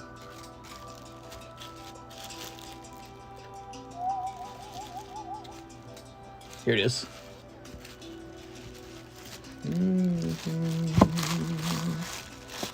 Mr. Thomas, Mr. Thomas. His name's Thomas Hogue. He likes hoagies. That's a lot of Smoogios. I gotta go to the dentist. I'm sorry. Have fun. Don't talk about the Titanic sub without me. So apparently they hired college students to work on that Titanic sub when they could have hired 50-year-old ex-submarine white guys. Remember, that's what the CEO says he didn't want to hire. He said, I don't want to hire 50-year-old ex-Navy submarine white guys because white guys are bad. And so they're dead now, though. And so that did not work well for him. How stupid to not hire people based on merit. Merit is non-racial. It's just whoever it's the best option. But instead, he said, I will discriminate against white guys because I'm a racist. And now he is dead, and he killed a bunch of other people. I think he is guilty of manslaughter, even though he's dead. What are you going to do about it? He's definitely guilty of manslaughter. He ignored the white guy, probably the few old white guys on his team who said, this submarine's unsafe. That's what the guy told him. He said it's an unsafe submarine. That guy got fired. And instead had the college students work on his submarine, of which I don't know their racial background or anything like that. But what do you want to bet that they were selected not on merit as well? Because we already know that's what the CEO was already about. Go work woke to imploded. That's right. Wait, what? I'm about to implode. So smart. So smart. I wonder how many other industries are doing the exact same thing that this CEO did. And how many people will have a serious consequence as a result? Doctors, airline pilots, and probably like scientific researchers. You hear about, well, we need more diversity. We need more diversity. How about we need to pick the people who are most skilled, regardless of who they are or where they came from or the color of their skin? Skin-based hiring is racism. It is racism, straightforward, and it's bad for society. Smart, intelligent, futuristic societies are beyond hiring people based on their skin color. Let's see. So,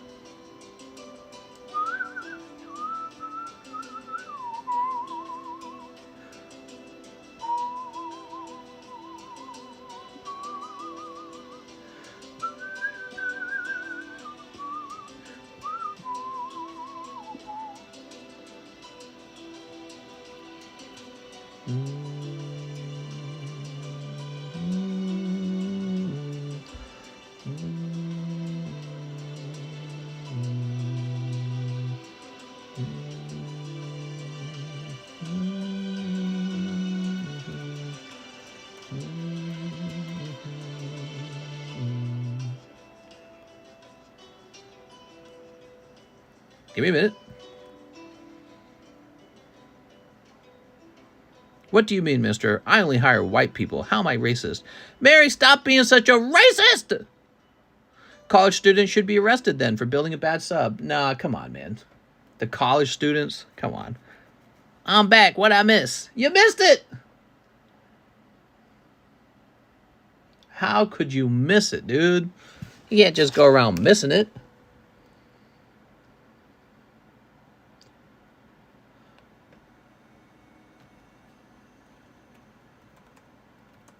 All right, you ready?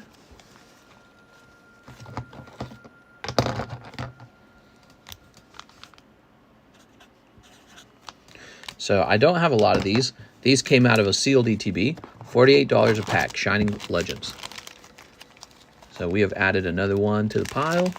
Got a nice little pile here. I mean, America! America! We have any Zells? Any Zells? No Zells? Oh, I see how it is, everybody. Next up, Justin Chaplin, one Minecraft base set. Justin! Aw, sweet little Justin. Justin, you want a little Minecraft? You want a little Minecraft? Aw, sweet little Justin. He just wants a little Minecraft. Here you go, man. Get your little Minecraft. Aw, sweet little Justin. All right. Mister, if you build a bad chair, you blame me if it breaks on you, right? If I build a bad chair, I sit on my leather couch instead. See? Problem solved. Sound of guns. America. Didn't Baltimore just have like a mass shooting? 30 people shot, 2 dead. 6 in critical condition or something like that, right? Shipwreck is your hollow. And you got the snow golem glow-in-the-dark. How fun is that? So these Minecraft cards come with these really fascinating glow-in-the-dark cards, and they're so cool. Because look, it's like an icon with the logo down here, but then also it glows up at night. It's so cool. Great design. Fantastic. Let freedom ring out loud. Bang, bang. There we go. Justin Chaplin. Up here. Mr. Justin. The suspect in Baltimore sure will feel silly when he realizes it was a gun-free zone. Yeah, they have not caught him, by the way. So they're wondering who did it, but they do not know. They have not caught them. Which is kind of fun, because then you can assume they're probably going to do it again someday. How fun is that? Yay! Don't you love living in Baltimore? Woohoo! Imagine coming from like a European country and going to an American third world city. That must be a really jarring feeling. Like, wait, I thought America was like awesome or something. There we go. All right. Stop this slander. You offend my American freedom. Hey, who wants a free one? Does anyone want a free one? If you want a free one, just say me, me, me, me, me, me, me, me, me. Here's Ray Satarsky. Box of Vivid! Damn, dude. He's going deep. All right. Give me a second, Mr. Ray Ray. Let's see if we can get you a double dip this time. Box of Vivid?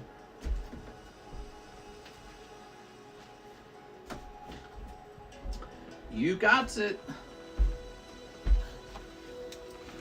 Mr. Ray Ray. Where have you been all my life, Mr. Ray Ray? Me, me, me, me, me, me, me. I was the first, says Mikey. There we go. Jeff Leon's got a lot of me, me, me, me, me's in his message, though. All right. So this is a Ray Satarsky box opening. I don't want a free. I want you to show your Pricey slabs. Yes, Pricey slabs. I have some overpriced slabs. Would you like to see those for a minute? So overpriced slabs are priced to hold, basically. They're not priced to sell. They're priced to hold. But you might be interested in them anyways, because maybe you love me and you just want to buy my Pricey slab. Give me a second.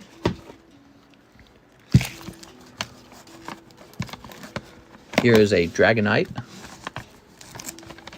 Game Boy Mewtwo. If you see this red ink, it means overpriced. Here's Gengar, a card I would not normally sell. Masaki Gengar, 2.6. Game Boy Lugia, Raikou, and that one's not priced. Okay. So these are priced to hold. All right, you ready? Here goes.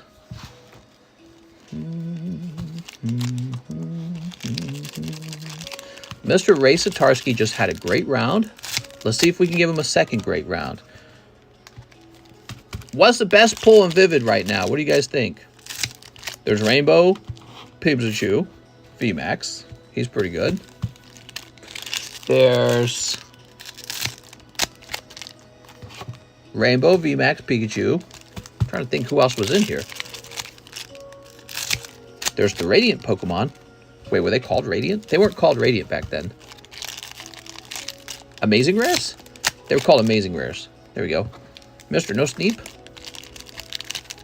Sneep. Machamp Hollow. Do you have English Raichu Expedition? No. I might have a different Expedition card. That is in English. There we go. Toss it over there. Have you opened any Mewtwo's? Maybe. I'm trying to remember, other than Hyper Rare Pikachu, what was in here. Does anyone remember? So Hyper Rare Pikachu is in the set. Everyone badly wanted him. There was an Alakazam, but he wasn't a Hyper Rare. Oh, Aegislash. Slowking? Was Slowking in here? I can't remember. Are there any, in this set... Oh, there were some golden cards, weren't there? There was, Golden Rillaboom. Okay, so Golden Rillaboom's legit. Were there any girl cards? Do you still have Rocket Machamp? Somewhere. Yeah, somewhere. The hot black chick. There you go. There was a hot black chick in here. There we go. Opal, yeah, there we go. Woo, spicy mama. Who doesn't love a spicy mama? So here's Drapion. Is there a hyper rare Drapion in here? I think there is. Drapion got printed a bunch, didn't he? He was in a lot of sets. Pikachu VMAX, that's pretty good right off the bat. Picking up your little Pikachu VMAX. Oops. Oh, okay. That's fine. That's fine. Tornadus. Joltik. Terrakion. Swoobat. Swoobat! He pulled the Drapion first pack. Sandile. Oh, there we go. Zacian and Zarude. All right, lovely. They're called amazing rares, right? A for amazing. Something like that. Okay, lovely. Poochyena. Here is a non-holo Charizard. Right, there was also a holographic Lugia in the set. Memory Capsule. So you can remember all the terrible things that happened to you in life. There you go. Cry about it in the closet. I got sunburned going sunbathing at the lake, and now random teens and millennials call me racist. You went swimming at the lake? I got a lake. We went swimming. My wife's off right now. She has some vacation days. Okay, we got Zeraora. We've got Forretress. Here's Yanma. Bow. Heroes Medal. Charmeleon Pikachu. Pikachu. Pikachu. We haven't pulled the hit out of the box yet so far. What do you guys think we're getting? Ferroseed. Beauty. Oh, was Beauty in this set? I think Bow and Beauty were in this set, weren't they? Here's Aegislash. Zebra Striker. What's the most expensive card you can pull out of this set these days? Drone Rotom. Myena Pikachu twice. Okay. I thought this set was Evolving Skies for a second. Oh man, a box of Evolving Skies. That'd be cool. That'd be crazy expensive though. Hitmontop. I haven't opened a full box of Evolving Skies in so long, guys. Oh, okay, so your other pull was Jirachi. Hold on, it feels like something's climbing up my leg. Let me make sure it's not a tick. You know, one time I felt something climbing up my leg under this table. It was an actual tick. I thought I was losing my mind. Gold Orangaroo is my guess for the hit. Ah, yeah, Orangaroo's in the set. Is that right? Orangaroo. There we go. So nice. Here's Trubbish. He's a little trubby. Samurott. Moocheese. Oh, there we go. We got Bow for you feet enthusiasts. There's her foot. Very nice. Not bad. Bearscuda. Oh, and a golden Obstagoon. That was... now I remember what was in this set. All right, Obstagoon, Bow. Shedinja. Not a bad box. Dialga. I remember these boxes. They could be really tough sometimes. Clobopus. Execute. Charmander. And Dynamo Leon. All right, lovely. That was a lot of Pokemon. He said he were hungry and found crabs under his belly on his pee-pee. I do not know what he's talking about. So, Mr. Ray Satarsky, now you've got 2 boxes. That's how that's working. A good box, this one. Yeah, it appeared to be a good box because the golden Obstagoon and the Bow at the same time, those are both decent pulls together. And I think the Bow's probably held better value than the hyper rare Pikachu has. All right, lovely, man. You got Zacian, Jirachi, non-holo Charizard as well.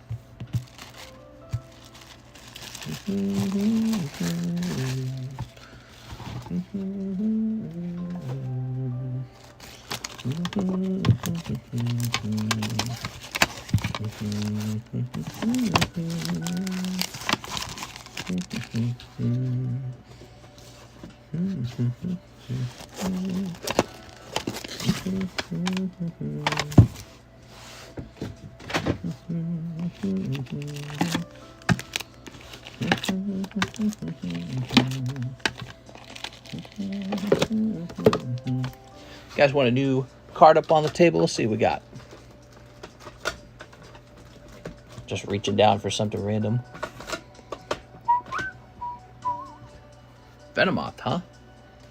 Blue deck Venomoth. What do you guys think this would be worth?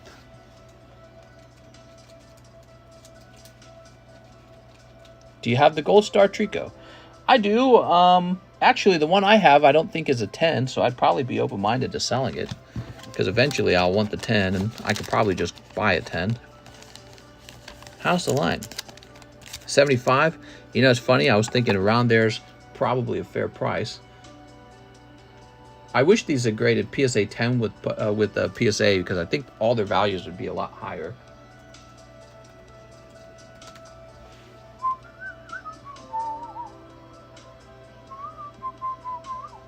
Well, there is a yellow deck Venomoth for $150 as a PSA 10. $150. I would say if that is the case, wow, man, I feel like I'm underpricing these blue poker card decks when I place them up here. I do. I think what I'd like to set his price at is just about $100 then. There we go. I want a Lugia poker card. A lot of those have sold already. We have an order from Jerry Chang. 3 sneaker bunkos. You got it, Mr. Jerry.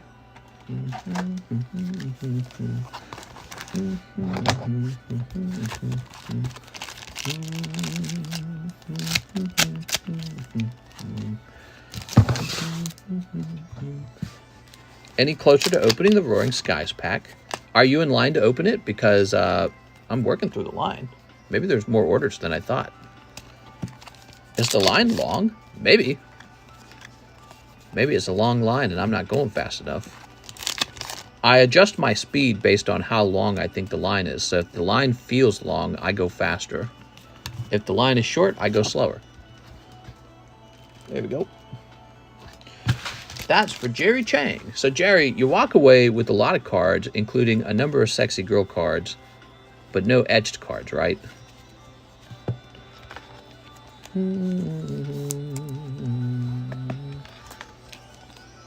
What's up with the Poker Surfing Pikachu?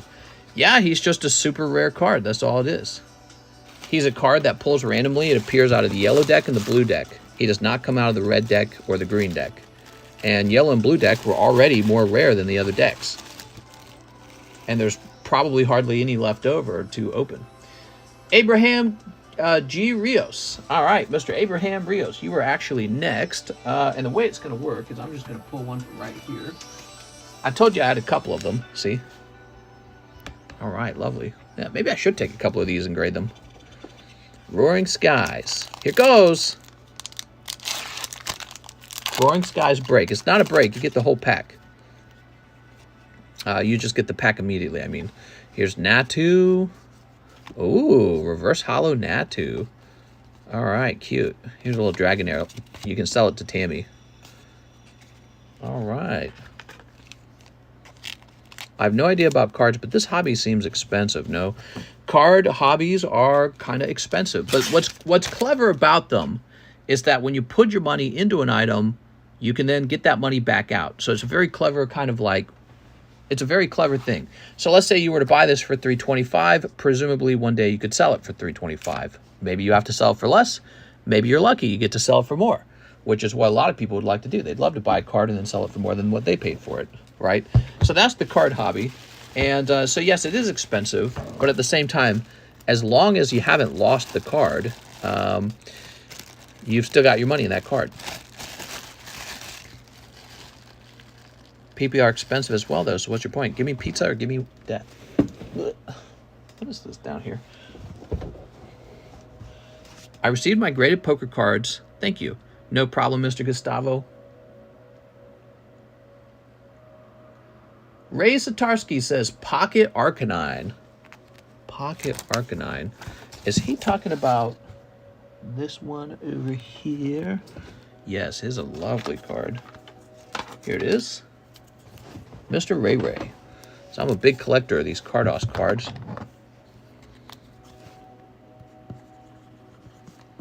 I love that they are super rare. What's the price to slab away a card?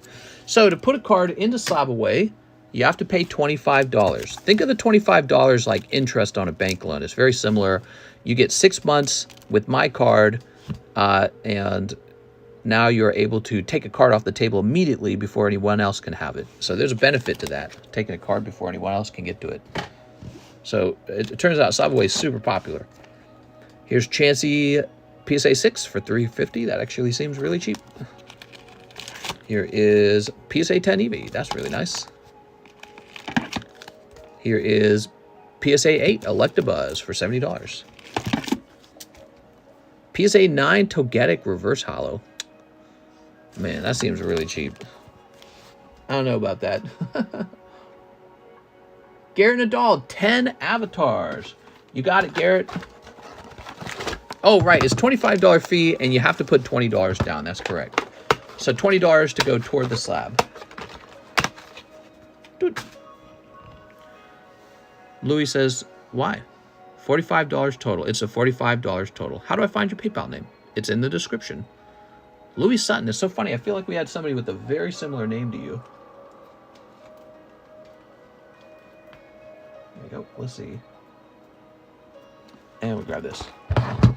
Description is too hard to check in 2023. Reading's overrated, says DP Fitness.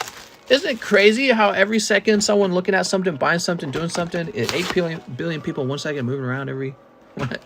I suppose. Okay, we need 6 more. 4, 5, 6, 7, 8, 9, 10.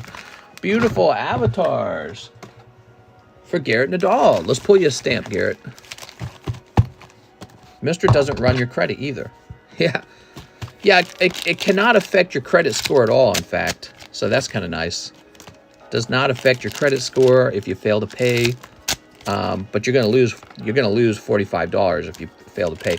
The other thing is if the card goes down in price and you fail to pay it off and you have some money on the card, you're not entitled to a full refund on the amount that you paid. You might get a partial refund based on the change in price. All right, what we got? Hair Girl, holographic. Let's get high and talk about it, bro. Da-da. Da-da. Da-da. Mm-hmm. Mm-hmm. Mr. only refunds when it benefits him. Yeah. Well, one of the problems in Slabaway is that, unsurprisingly, people who have a card that's doing very well, it's going up in value, they almost always finish paying. And then people whose card goes down in value almost always don't pay. So it's really, really common for all of the canceled Slabaways, all the ones that are abandoned, almost 100% of the time they have gone down in price. On occasion, on a rare occasion, the card has actually gone up in price, but almost never it works out that way. So the most abandoned Slabaways are cards that fell in price, and so we have to have systems in place to make sure that my Slabaway system doesn't just become a way for you to easily speculate on the slab market. Here we are. That's what was happening early on. Yeah, guys, they would slab away a card. If it went up, they'd pay it. If it went down, they wouldn't pay it. And then I'd be the one sitting on a card, a depreciated card, and they'd be having all their cash back because they'd be like, all right, give me my cash back. Card went down in value. Give me my cash back. I don't want it anymore. Very annoying. It's like, oh, okay. See how it is. So that's why we gotta have rules like you're not entitled to a full refund if the card goes down in price. Card prices, in the case of the Slabaway system, they're always dictated by cheapest buy now prices, with few exceptions. There's a couple exceptions. Some cards are very weirdly high rarity, and so it's more complicated than just checking cheapest buy now. Garrett, you probably jumped back in because that was a cold round, man. Mr. Garrett. I didn't like that, Mr. Garrett. We got to get you a hit. Is it? Mr. is in it to make money.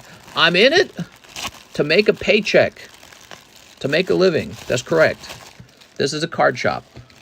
This is an online card shop. That's exactly what it is. So I'm offering this service for a fee. Just like when you go to work. Mine is down. I'm still paying for it. Your cards, you mean our cards. Comrade, ban them from slabbing away if they do that. Ban the hammer. Mister, are you related to a Vladimir Putin? Vlad, we go way back. Astrodine Tagorda, thanks again for the fire pull tonight. 45 for PSA grading. 25 more to Tammy's birthday slab. Happy birthday, Tammy. 30 for the magic fingers. Hey, we're getting a tip. How nice. Okay, so let's grab the card. Give me a moment. Oh, I think I already put it in the box, didn't I? Because I knew you were paying. Yes, sir. All right, so here it is. Congratulations to Mr. Astrodine. That was a huge card that you pulled there. And you're probably going to be very happy with that. Let's go ahead and grab Tammy's slab and add that $25 to it. I appreciate the tip. I think Tammy's birthday card going to get paid off first. Here it is. Tammy's birthday card goes down to $150. No, wait. No, not $150. $155. Damn. So this is going to say Aster Tagorda. There we go. Mister, where's my free ones? What's up, Jeremy? Is there a price difference on that Japanese Raichu versus the English one? Yeah, in fact, there'll probably be a significant price difference. The English one, I believe, is much more expensive. You're talking about... Wait, which one are you talking about? We have like 3 different Raichus that have been on the table. Jeremy Patterson says, hello, mister. How's it going? Brandon Galligan, breakthrough pack on the table. So, what happens, Brandon? He says, I have a bag.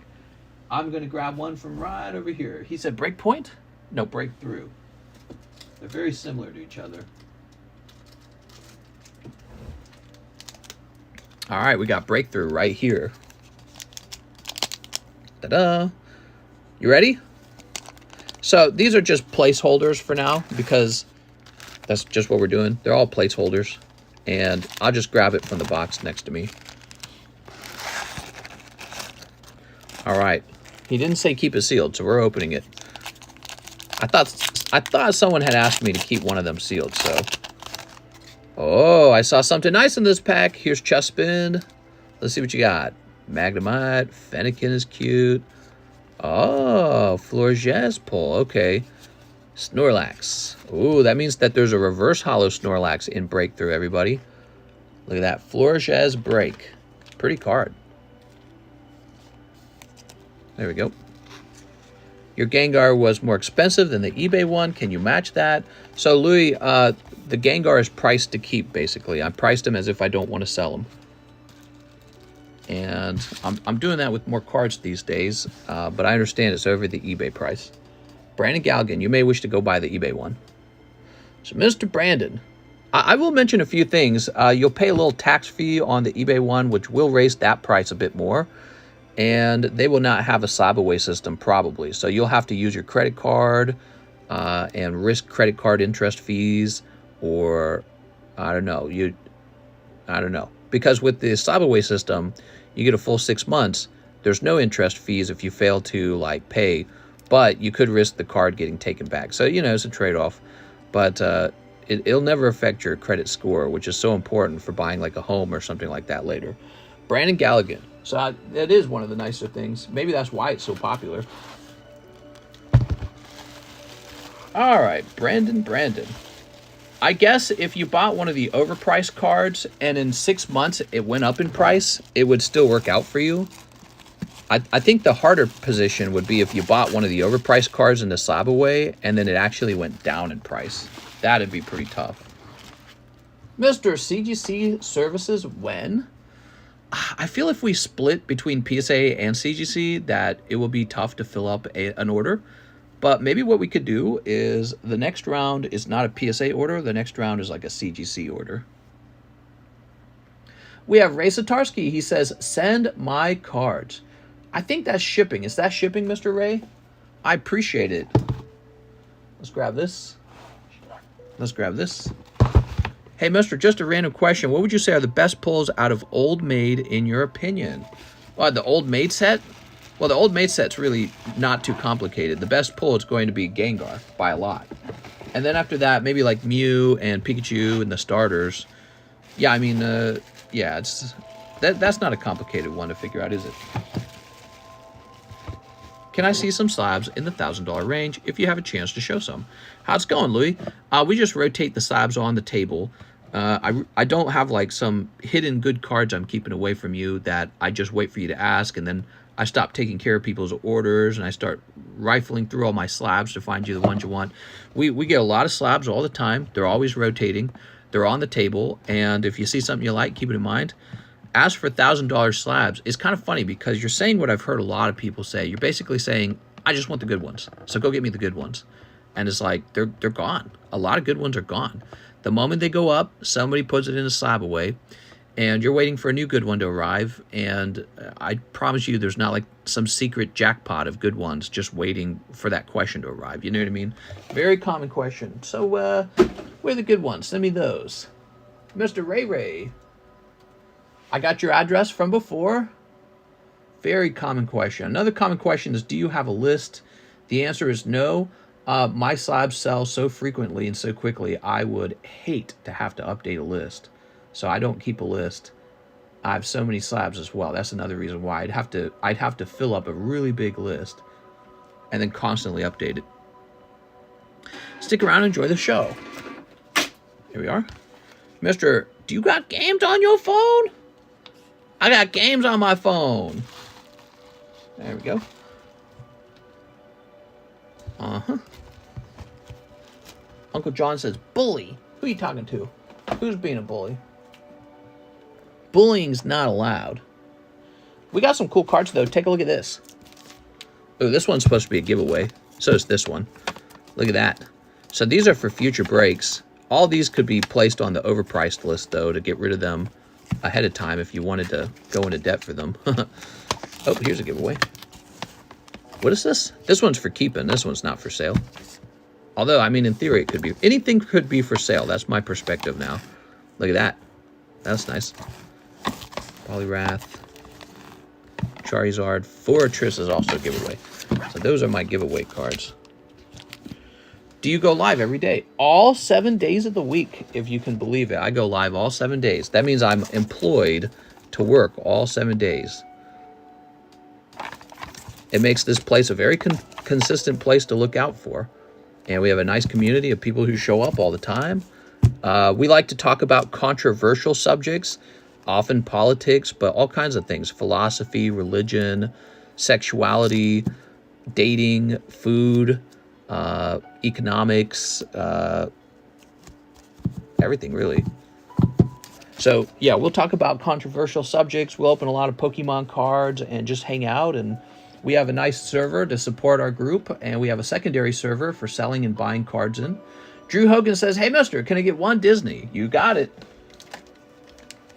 How much for the overpriced Blaziken? So the overpriced Blaziken is trickier. He's really expensive. I'm pretty sure the only one for sale is like 6,000, and he's a very low pop card. Here we are. I bought that one for my wife. I'm not sure if I'm supposed to sell that one. I think I'm just supposed to hold that one, and he got into that box somehow. I think I was showing him off, and he got into that box that way. Can you price check the Gengar BGS 10 Poker? So it's funny because you went right after the two cards that I'm pretty sure I'm just supposed to hold. Okay, that one was for my wife. She likes Blaziken. And this one was for me. I'm a Gengar collector. So I bought this one. How much did I pay for this? $750 for Yellow Deck Gengar 10. Nice card, huh? It's a lot of money. This is exactly why the poker cards cost so much. Wow, that's pretty off center for a receiving a 10, a pristine. You know what's interesting? I almost wonder if PSA would have just given this a 9. Pristine 10 at BGS, 9 at PSA. That's how it works in the card grading industry, guys. You know what I mean? Interesting the way it works, but you know, people buy the label. Don't buy the card, buy the grade. Can I slap it away? So these two, it's funny that you're interested in them. These two are for keeping, and they just happen to be in that box. But these two are for keeping, so they belong in this pile over here. They got into that other box somehow. I don't know why. Mr. Drew. Mr. Drew. Do you like going live every day? Oh, yeah, of course. Well, the highlight of my day is when we have a intellectually stimulating conversation. That's the highlight of my day. So if we're just... I enjoy opening the Pokemon cards and all that immensely, especially when something special comes out. Like today, we just pulled a $1,000 card. If you guys were not aware of it, this card is a $1,000 card. So somebody pulled a $1,000 card tonight. So that's very fun. But then if we pull like maybe nothing at all, it's not as exciting. But that's just a game of chance, so we don't know what's going to happen. But the best part of the stream for me is the stimulating conversations. Like this. Is it cold in the room? Here's a nice one. So this is a Gyarados 10 from base set for $350. That's not bad. That's actually a very collectible card, and I think that it's a good hold. I'm selling it because I mostly collect cards that are in the $1,000 range these days. Isaac Schmutzer, you have successfully made me slightly addicted to the Energy Lotto. I'll have another. You got it. All right, so this is the Energy Lotto. It works just like the live customs, but we use an energy card instead of a booster pack. Here goes, Mr. Isaac. Boom. Roll again. All right, let's try it again. Split the deck. Boom. Ah, it's cold. All right. Do you have a good wife? Yeah, I'd say so. I got the Nido from you, says Obi Kid. He's saying it's easy to be cheesy. Wouldn't that 9.5 be a 10, not worth sending back? What are you talking about? This? Oh, yeah, so if you buy this card from me, it is considered a Gem Mint 10 with CGC. So you can do it yourself if you like. What have they done to Indiana Jones? I don't know. I didn't watch it. I heard that it did badly, though. Someone in America doesn't realize this is their last couple hours with all 10 fingers. That's true. Somebody working a certain job. Next up, we got Caleb Ibarra, 2 Disney 100s. Mr. Caleb. People are trying to pull Steamboat Willie. He's still a multi-$1,000 card. One of the most expensive cards you can pull on this channel. Here we are. Energy. That's right. The Energy Lotto is just the live customs, but it's $5. They work exactly the same way. I will say the live customs have bigger potential rewards, whereas the Energy Lotto, they tend to be a bit cheaper. So yes, you're able to have fun at a lower cost, but your ceiling for what you can pull is lower. Steamboat Willie like 5K, right? That's correct. When does Lorcana release in the US? Is it September? What happened to the Indiana Jones? Is he black now? He black. No. Yeah, let me look it up. I heard that it did poorly. Indiana Jones, The Dial of Destiny.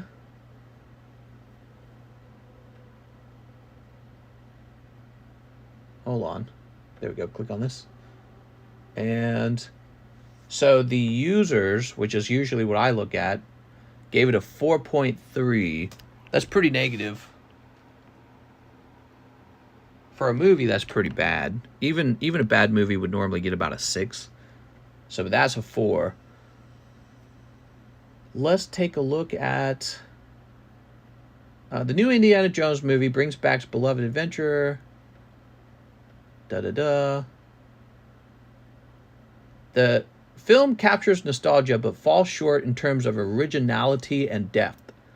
Despite its flaws, I enjoyed it. It isn't bad, but hoped for a better movie. A lot of people are saying it's sort of nostalgic. Oh, here's some bad reviews. There's an awful horse-faced woman who absolutely destroys the film. No, really, she's beyond irritating. Also, Harrison is way too old and the script is bad. Everything you heard and much, much more. What?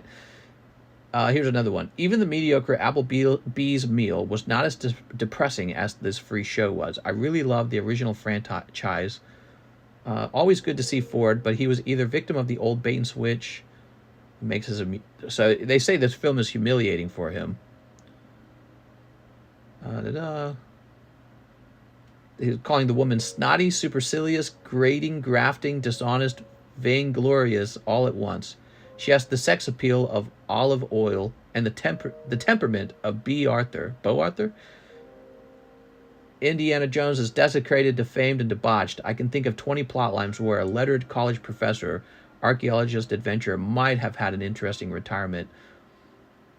Let's get him boozed up in a bark a lounger in his BVDs, degrading. The writing is puerile and peppered with anachronisms. Indeed, it seems like it was written by committee, cut and pasted, then heavily ad-libbed. None of the clever wit or twinkle of the early films, just a slog. Direction adequate, but lighting was awful in many parts, probably to hide bad CGI. 3 brief gems for those who will see on this Disney Plus in August. Ford recounting the tragic death of his son shows his undiminished ability to act. Salah has a cameo, which is the only returning character except Karen Allen, made to look as haggard as possible, shows what real screen chemistry could have been. Pox on Disney. I hope Kennedy's well-deserved retirement will be as bleak, bereft, and depressing as she depicted Indiana Jones. Avoid this trash. It'll be on TV post-haste. All right, there you go. So there's a scathing review. All right, Caleb, let's see what's in your last pack. I actually enjoy the super negative reviews because I feel like they give you a clear cut into what's not right with the film. But it sounds like, obviously, they did not enjoy it. It sounds like several of the reviews pointed out that the script was not very inspiring. I thought it was interesting. He pointed out that the lighting was bad in order to hide the bad CGI.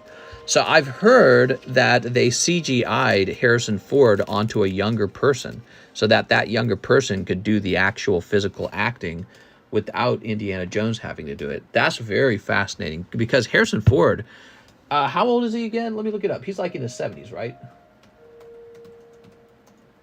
80. He is 80 years old. He is an 80-year-old man. So he is not going to be a spry young chicken acting in this show. So they apparently CGI'd his face onto somebody who is younger in order to create this film. And they're saying it was bad CGI, basically. There we go. Cold pulls on my birthday. I'm sorry. He's an old geezer. Mister, how big is it? Is he huge, bro? Huge. Next up, we got Daniel L. Dobb. Hey, mister, wanted to pay for shipping. First time ordering shipping. Hope I did it correctly. Mr. Daniel, it looks like you did just fine. It's very simple. Let's find your bag. Stop bullying! Darren Y. I haven't seen either film since Uncle John. Da da da da da da da. I remember Indiana Jones being really good in the past. I don't watch the new ones because I'm scared it will be terrible and make me not like the old ones as much. Here we go. I don't really watch anything Disney makes anymore. Daniel. For some reason, I thought this was going to be more carts. Does this look right, Mr. Daniel? Da da da da da da da. Doo-ba-doo doo doo-ba-doo doo doo. All right. Well, you got a lot of nice cards in here. I would like to start a bag with you on this channel. What do you recommend I start buying if I like Pokemon and want the best value? The best value, well, so if I was talking about Pokemon cards and what I would open, I would get into the Rocket Break for $10. Let's see, the Rocket Break. Where did I set it down? Here it is, the Rocket Break. If you jump in here for $10, you have a 1 in 45 odds of taking the whole booster pack for yourself. So there's that. And then value is a complicated thing, man.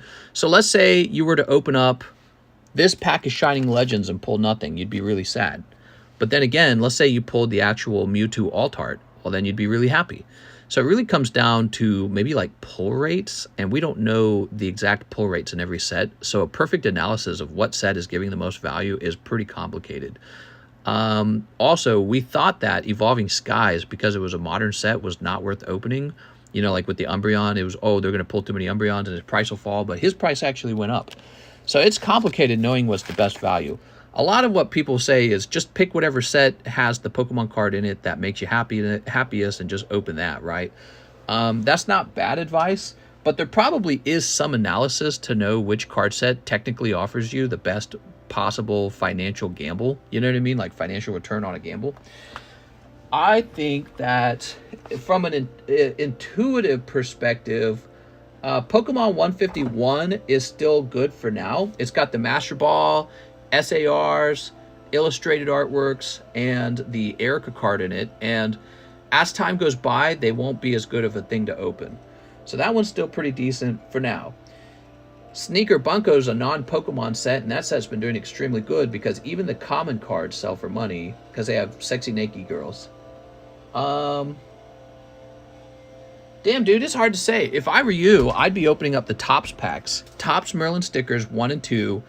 I would be opening up Topps Movie and Topps Series 1 Rainbow Hollow. That's what I honestly would open. You guys know that's true because when I do open packs for myself, what do I mainly open? Topps. So that's what I'm opening is Topps cards. You don't see me opening any Modern at all.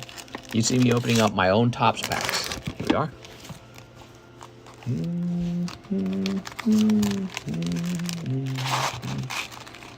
There we go. Lovely. That's because the Topps packs are still somewhat affordable. We need more packs here. The Topps packs are somewhat affordable, and yet they come with like multiple cards in each pack. So if you get the right pull, you can make your money back on that. 100k subs and Mr. will get buccal fat removed. What's that? I also promote equality and mod spanking. Support the trans movement, says Breaks. I agree, Breaks. They will be back anyways. I only time out. I'm not ran. They're like Kingston. What are you guys talking about? I don't know what you guys are talking about. Let's get Daniel L. Dobb shipped because he's waiting for his shipping and people are waiting for their orders. Yeah, you can just open whatever you like. V-Star Universe is a pretty good set from my perspective. I like V-Star a lot. V-Star Universe still has the Charizards in it, unlike Crown Zenith. I'm actually anticipating that that one will go up in price over time. Here it is, Daniel L. Dobb. MetaZoo has rights. Jaguar 7.0. I promote that MetaZoo. Yeah, we still don't have MetaZoo on the menu. I'm not sad about that. Then again, I might have lost some MetaZoo sales, so I don't know. Think of all the MetaZoo I could have opened for you guys. Grab this.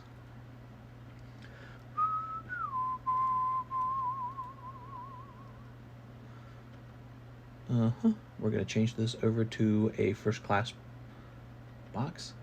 If I was to tell you which set will make you the most money, my answer would actually be whichever set is about to pull a big hit. See? Does that make sense? Let's say you open the set that's mathematically most likely to return your money, but you never actually pull the hit. You get sniped every time, or you're in a cold box every time. Then you go to another box, and it's kind of like a mediocre set for getting your money back in it. And voila, you pull the chase. Well, then that was the better option. So you never know, man. It's PokeFate. PokeFate will decide what you get, in my opinion. I hope you get lucky, though.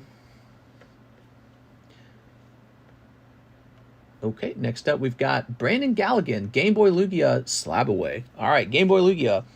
Crazy enough, this card was just canceled out of Slab Away, and here I am putting it back into Slab Away, but at a higher price, literally. Brandon Galligan, Mr. Brandon. Mr. Hurry, I just got arrested. I need some Pokies to post bail with. Oh my God. Brandon Galligan. Slab Away. Bullying MetaZoo never stops. Stop bullying!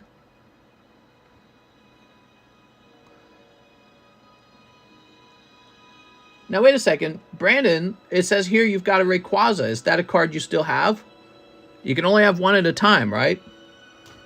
I don't know if Brandon already... Did he already pay this off and I forgot to remove it? Let me check.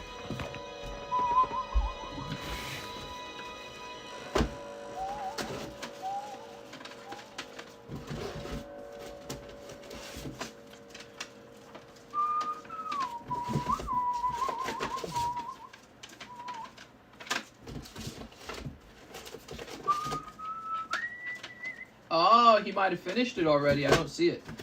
All right. Sometimes people finish their slab away and I forget to remove it from the channel because I'm dumb. Okay, sorry about that, Brandon. That's me. Sometimes I do that.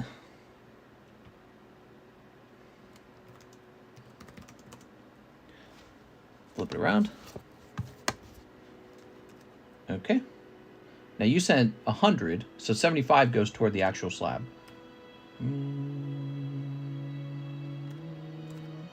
You have $1,505 remaining on it. And he's gone. Crazy.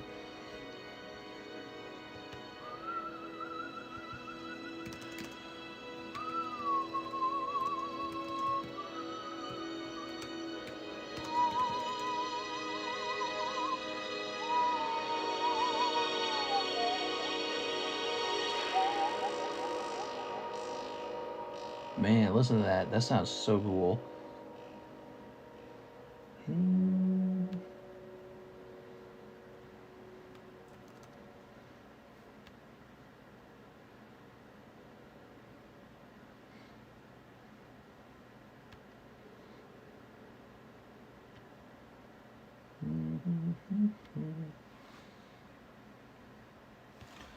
All right.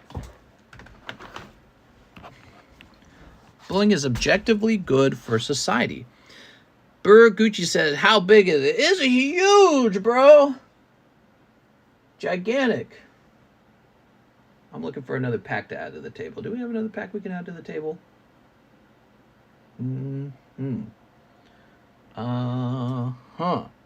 We could add...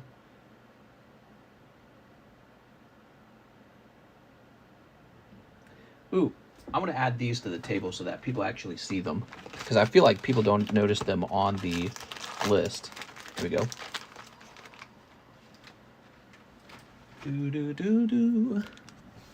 So here it is. We got Lord of the Rings Trilogy movie card. This is a Topps Chrome set. It's really cool.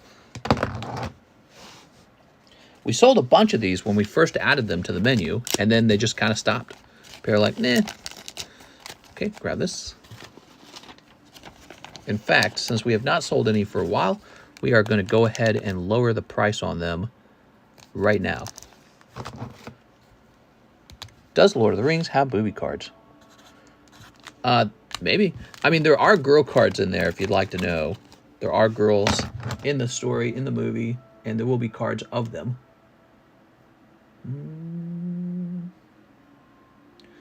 Yeah, so if you didn't know this, we have Lord of the Rings Topps Chrome booster packs. These are from the year 2004. They are very vintage. 2004 is when those came out. Elaine Sodko, 1 Pokemon 151 Snipe. I'll do the PSA service for the Master Ball Pikachu and the Gengar Alt-Art in the Cool Kid box.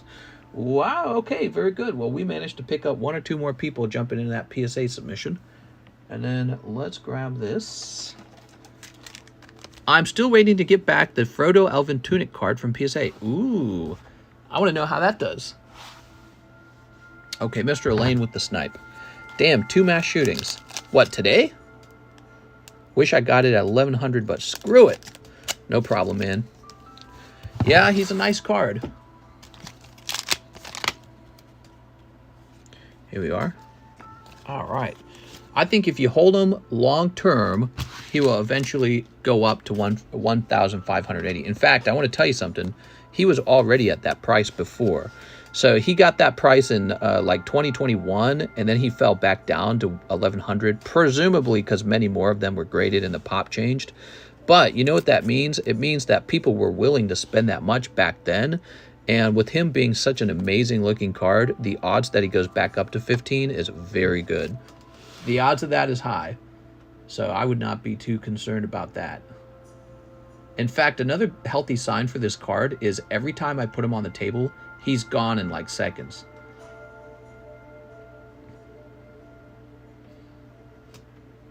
True, I feel it's a good hold either way. I absolutely agree.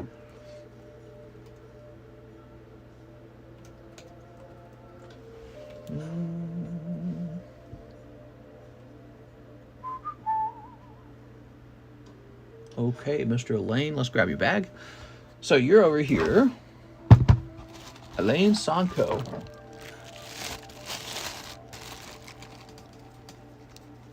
Mr. Elaine's going deep. Look at that. Huh?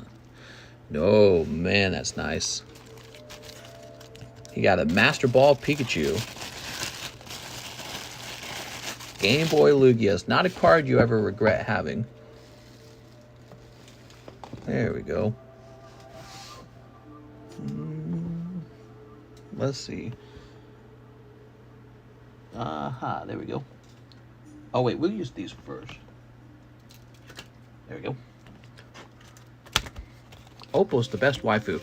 So the fact that you guys are willing to pay a little overcharge fee on like this Lugia card, for example, has left me much more open-minded to grabbing some of my most collectible cards and getting them priced up, but at like a price to hold price. And then you can do slab away if you'd like. If you want a whole year on them, it's an extra $25. You can have a whole year to pay it down. Doesn't go on your credit card, doesn't affect your credit score. You can cancel if you change your mind, but you may get a limited amount back. Depends on how the card goes up or down in value. I don't want to oversell the idea to you. I don't want you to believe like it's the easiest thing since sliced bread. But, you know, for some people, it might fit their needs or their interests. I bought the Game Boy Mewtwo from you as well. Be nice to have both. Oh, yeah. They're both extremely cool. It is Elaine Sanko.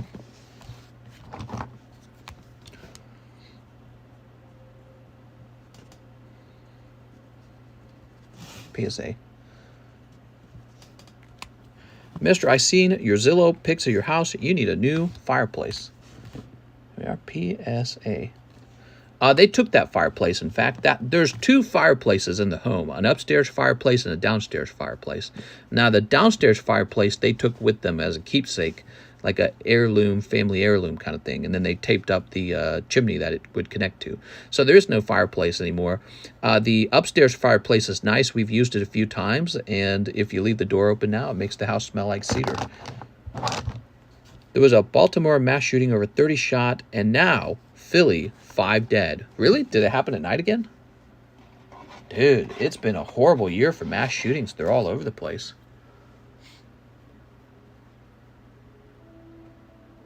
Caleb Ibarra, 2 151s, 2 Disney 100s. Mr. Caleb. 2 Disneys. Wild stuff, man. What did I tell you guys? My anticipation is that shootings will go up over time, not down. That was my prediction, and I feel like it's kind of true. I feel like we're living in a time period where no one respects law and order, and there's a lot of racial tension. So there's supremacists, and there's people who are lonely and suicidal, and young men who are not getting married, they're not getting girlfriends. So when you mix all those things together, my prediction, shootings go up. And so when we had to choose where to live, we picked, you know, Lake of the Ozarks to get further away from like the cities and high populations. We want to live in a place with low population. It is Ninetales. Ooh. We don't want to send our kid to school or go shopping at a mall or a grocery store and be part of a mass shooting there. Not that it couldn't happen out here. It's just less likely to happen out here. You're placing your odds in another position. There we go. Like Baltimore mass shooting, who didn't see that coming? If another one happened, I'd be like, oh, wow, oh, no. You know what I mean? Oh, Frozen. Baltimore mass shooting. How many more mass shootings will Baltimore have? There was a Kansas City mass shooting recently. That's Missouri. That's where I live. Kansas City is where my relatives are all from. And once again, I could have told you that. Doesn't surprise me. We were driving around Kansas City last year in the summertime to go to that card convention. And yeah, I was just looking around. I'm like, this definitely looks like a place that's going to have a mass shooting. Mass shooting central. You have people walking around at like 3 a.m. in the morning, aimlessly walking around. It's like, what are you up to? But they're all allowed to have guns too. And it's like, what do you think's going to happen? Caleb, Mr. Caleb. Even when you're not supposed to be allowed to have a gun, you get a hold of a gun in America. So anyone could be walking around with a gun. Is Steamboat Willie a hold? Yeah, I'd probably say so. I bought 20 packs of Evolving Skies. When are you opening? Hello, Louie. So there's a short line. So you're lucky because tonight the line's real short. So we're just working our way over to it. Let's see how many people are ahead of you. You got 6 corrupted. Let me refresh this. And then Louis Sutton. Mr. Louis, is it Louis or Louis? So there's 6 corrupted, Louis, and actually I didn't check ZELLE, so ZELLE would go first. Grant Kwan also is here. Okay, so it goes like this: 6, then Grant, then you. So short line. It's nice to have a short line because then your wait time's not terrible. If you don't carry a gun when you leave the house, you're allowing yourself to be a victim. There was a shooting a few... Yeah, but I don't want to feel like I'm going into the literal wilderness where I have to have a gun to hopefully save my life if a mass shooting occurs, and hopefully I'm not the first target. Ooh, there you go. Got a Master Ball there. You know what I mean? That's what it's starting to feel like. Mass shootings everywhere, dude. If you don't carry a gun, there was a shooting a few weeks ago in my town, and now it's on YouTube on the police activity. 18-year-old ran from the police and dropped his gun while running, and it ended in a gun shootout. Louis, not Louis. Yes, that's what I was thinking. There we go. 6 corrupted. Take me to St. Louis, Louis, take me to the fair. There you go. Just got into card collecting, both Yu-Gi-Oh! And Pokemon. Any sets you recommend for hits? Well, Yu-Gi-Oh! One set that's been real popular has been Ghost of the Past. It has a ghost rare of the, what's her name? The Dark Magician girl, whatever her name is. I didn't collect Yu-Gi-Oh! Myself, so I'm not an expert on that. When it comes to Pokemon, everyone is chasing after the hits in the 151 set. But you know, if it was me, I'd be buying whatever the old Pokemon stuff is. I'm all into old vintage Pokemon. All right, so Louis, it's almost your turn, but Grant Kwan actually goes first. 8 spots into the Lily. Oh, that's easy. All right, Lily's moving. 8 spots. 1, 2, 3, 4, 5, 6, 7, 8. There we go. Rantoul, Illinois, shooting posted 4 days ago. Man.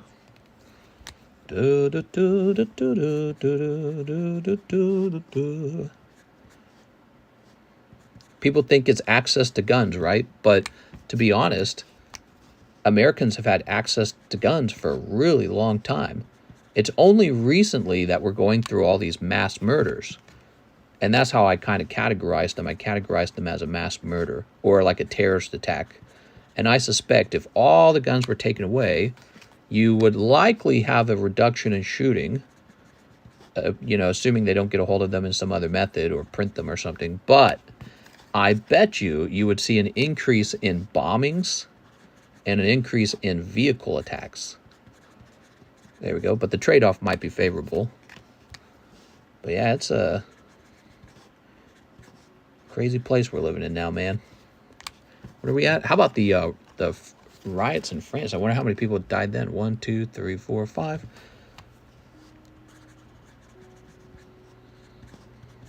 Okay. His mom and sister ran up on the scene. The dude was shot straight in the chest. Also had 6 pounds of green puff puff, 20K in the car he ran from. Don't forget to put that Lugia slab away. Oh, right. So other people don't try to take it. There you go. Knife attacks probably too because of no stimulus. That's why. Yeah, where's my stimulus? Honestly, a lot of young men probably just need their pee-pee stimulated, and then they wouldn't want to go on a terrorist attack because they're probably be in a better mood. So if you look at the news, one really significant piece of data is suggesting that young men do not have sex anymore. So let me think. Mass shootings on the rise. The shooter is almost always, not always, but almost always a man. Or you had the one trans student, she's technically female, but she was male identifying. Isn't that interesting? So it's almost always men. And the amount of sex people are having is going down. So for me, that kind of is loosely connected because I think that if you don't have sexual satisfaction in your life, what you actually have is an enormous amount of frustration. And it's very biological. It's not like something you think about. It's like when you're hangry, basically. But the sexual equivalent of hangry is sort of like, why don't I commit a mass murder? Because I am biologically going crazy right now. I am not having a chance to reproduce, right? So for your biological system, that's basically death, right? 1, 2, 3, 4, 5, 6, 7, 8. All right, there we go. So all the data suggests that men are not being successful in bed. They are not having sex. And mass shootings are, coincidentally, they're on the rise. Not that big of a coincidence, in my opinion. All right, 1, 2, 3, 4, 5, 6, 7, 8, 9, 10, 11, 12, 13, 14, 15, 16, 17, 18, 19, 20, 21, 22, 23, 24, 25, 26, 27, 28, 29, 30, 31, 32, 33, 34, 35.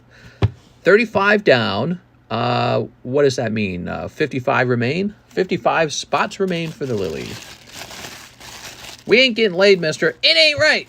That's right. When are we getting the government-mandated girlfriend program? Forget about stimulus checks for a minute, guys.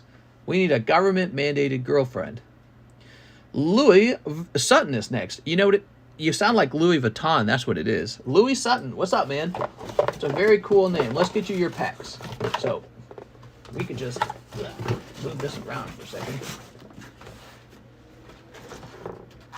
People love Evolving Skies.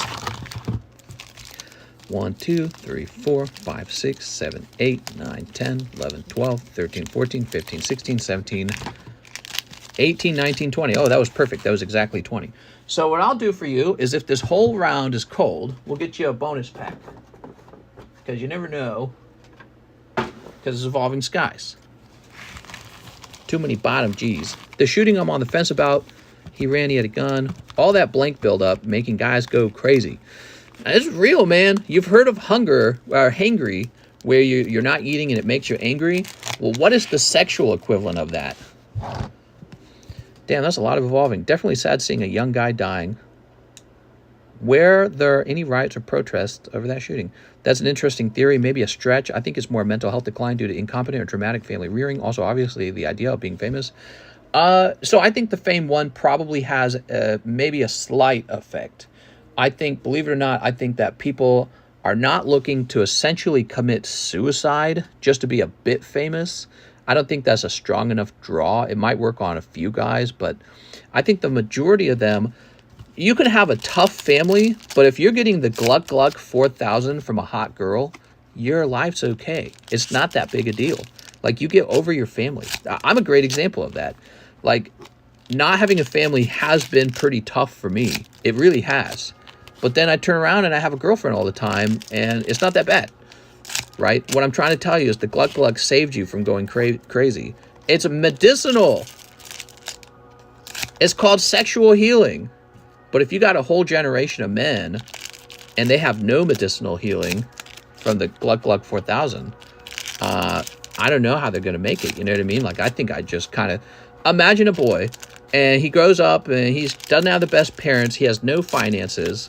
He gets kind of dirty and gross over time. He gets out of shape. He just plays whatever, what do they call the stupid game? League of Legends on his computer, on his computer in his bedroom. His bedroom's all smelly. He's all smelly.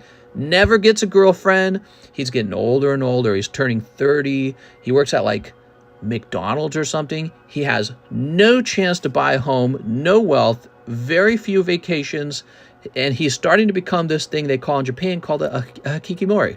How many guys are like that at this point? And so, to me, those guys are ticking time bombs because you cannot live that way. You will go crazy. And so, I suspect a lot of these radicalized men do not have a wife. Because if you have a wife, she's going to expect you to be normal. She's going to be like, no.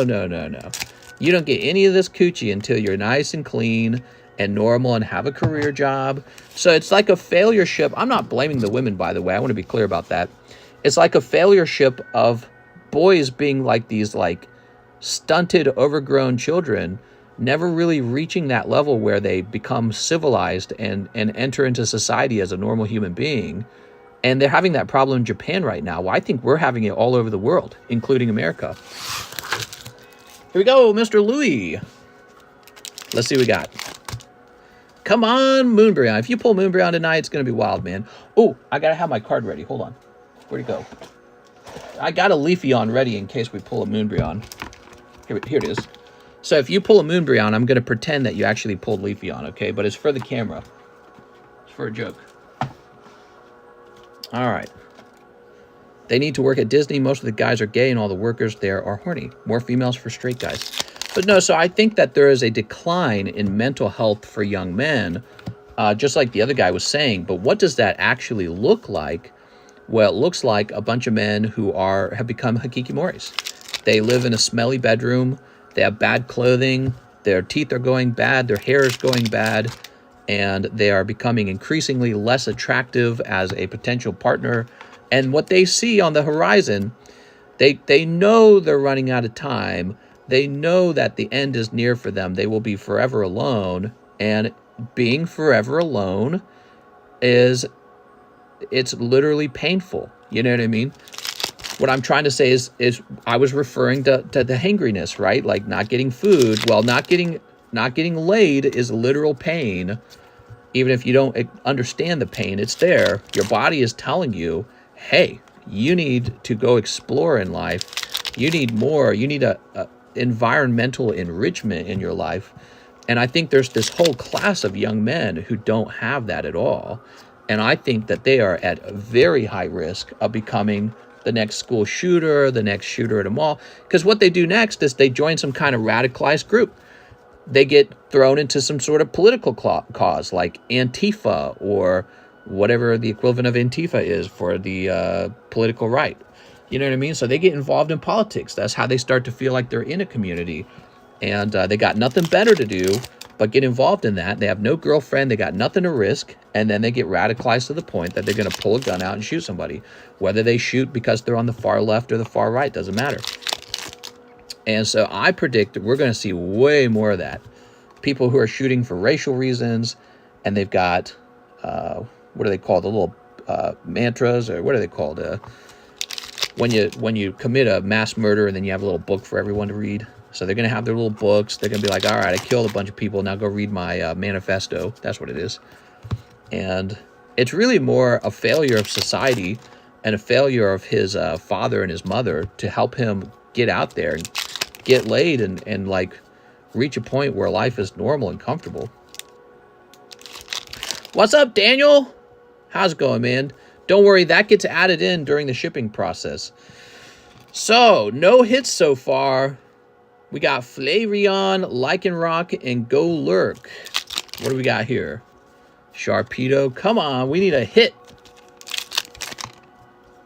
Oh, wow. Garbodor. Here we go. And... woo! All right, Gordy. Well, that was terrifying. That was 20 packs of Evolving Skies.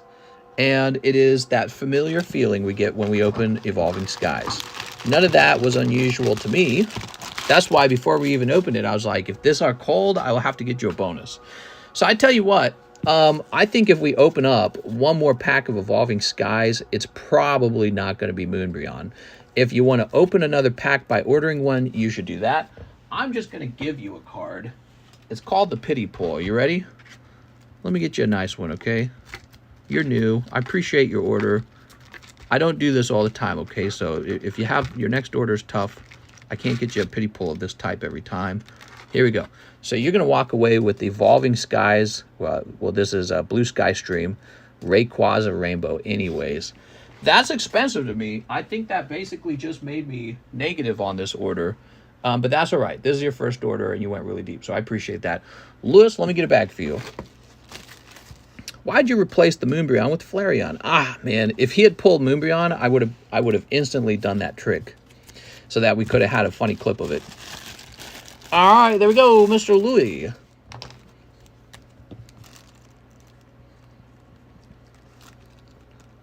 I hated seeing that, by the way. Freaking Evolving Skies, dude. What is wrong with that set? It's got such a great card in it, and you're so punished when you open the set. That's why I guarantee you that's part of why the card goes for so damn much. Let me go take another look at that, actually. Is he still going for 1,000?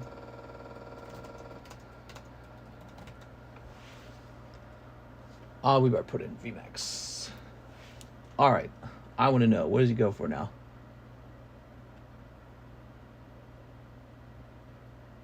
Get the cheapest one. Thanks for the Ray. No problem, man. Thanks for the big order. Yeah, he's still a $1,000 card. Unbelievable. Plus taxes. $1,000 in taxes. Says here on June 30th, which was 4 days ago, he sold for $1,200. Wow. Wild, man. He is just that difficult to pull, and people have decided they want one. Super crazy. All right, what's next? So now we've got PokeBRUH. Is that right? This is not a repeat? Yeah, this is not a repeat. So PokeBRUH, 2 151s and 2 Disneys. Convinced my friend to sell Japanese Moonbryon. He's still the most expensive one sold ever. Nice. I can't believe Latios tag team hit $3,000. Well, no, it's been at $3,000 for a little while apparently. But yeah, I agree. I always thought of it as like maybe $1,000 card at most. Do y'all trust Amazon booster boxes? So I've shared my opinion on this before. The answer is no. The answer is no. Because the way a booster box actually works, it comes out as something called a case. And sometimes a chase card is predictable in the case. So let's say it's a type of chase card that only occurs 1 every 6 boxes. That means that you can open these boxes until you pull the chase and then sell the remaining boxes knowing that the boxes are cold. We call this subject is called searching. But no, I don't trust boxes. I only trust cases. But sometimes you're forced to buy a box. Sometimes you have no choice. But technically, the most pure way to get a hold of sealed product is by the case. That's the most pure, untampered way to obtain it. Or master case. Some sets have master cases. Everything is a risk when buying. It's true. I've bought loose boxes before that actually contained a chase card in it, so you know. But the principle of the idea is true. Pricey but safe. Yeah, the absolute safest way is buy the case. You just got to buy 6 booster boxes. You ready?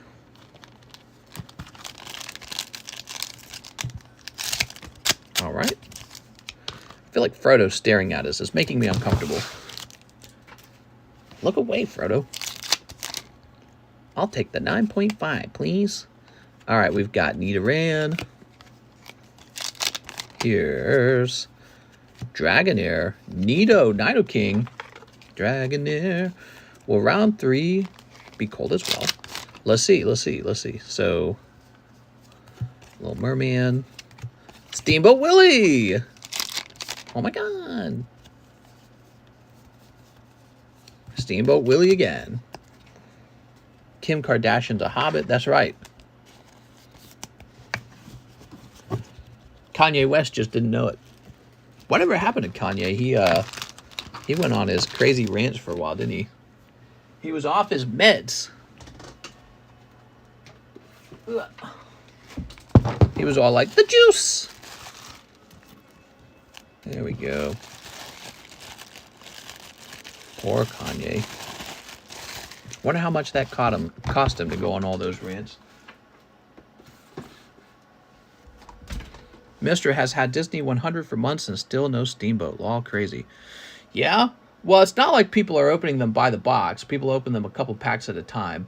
So we've gone through, I think it's 4 cases or 5 cases, I think. Aster Dean says, I got a fever. And the only prescription is more shiny cardboard. 1 box at Disney. Whoa. All right. Give me a second. I'm going to run out of Disney is what's going to happen.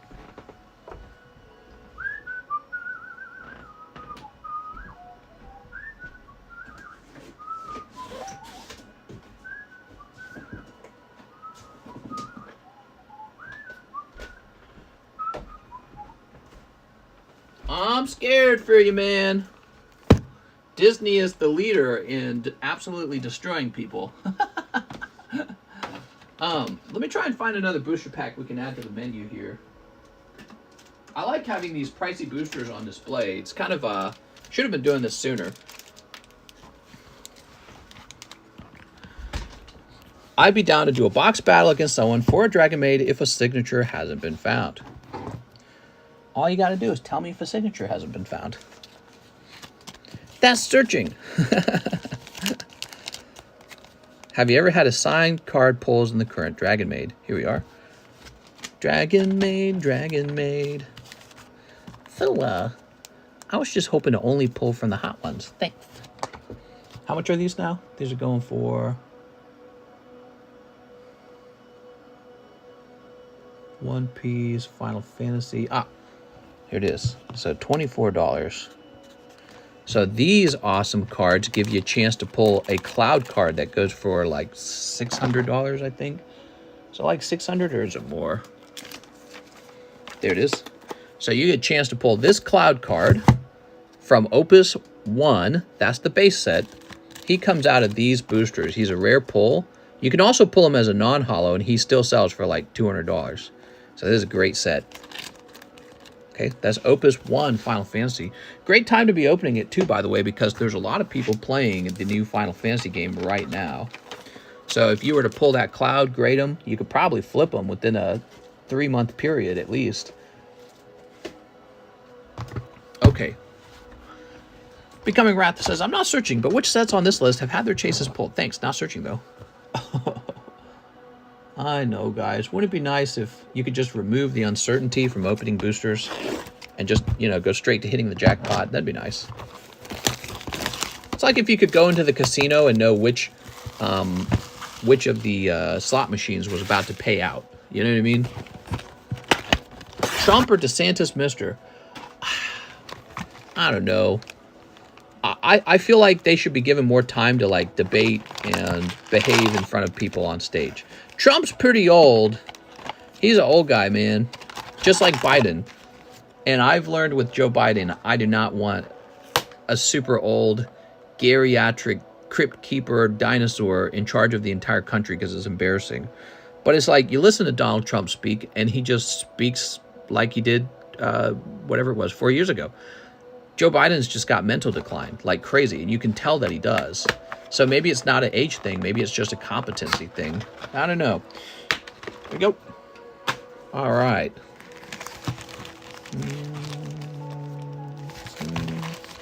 Not true, but okay. It's a valid question on other streams. Oh, it's not a valid question, Mr. Quick. If other streams are giving out that data, it is because they are desperate to sell, most likely. And they could be lying to you, by the way. Here we are. That is not good information to be sharing. You ready? Okay, there. Let a streamer tell if the hit's been pulled. There we go. Kanye for president, says Bergucci. Kanye West.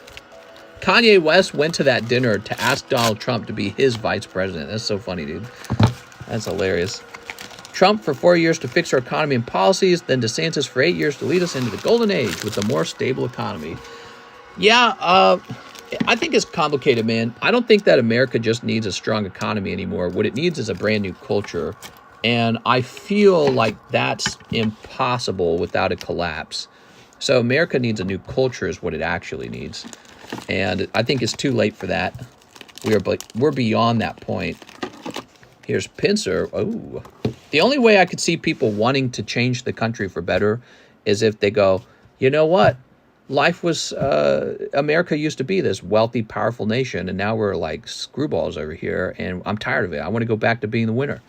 I think people have to reach that conclusion. Like, why don't we just go back to winning? But people are not at that point. I think life has to get much worse before people realize, like, oh, okay, so this socialism doesn't work. It's been tried over and over again. It'll work, I promise. Here it goes. What we got? Oh, you did it! Aster Dean. That's Mary Poppins.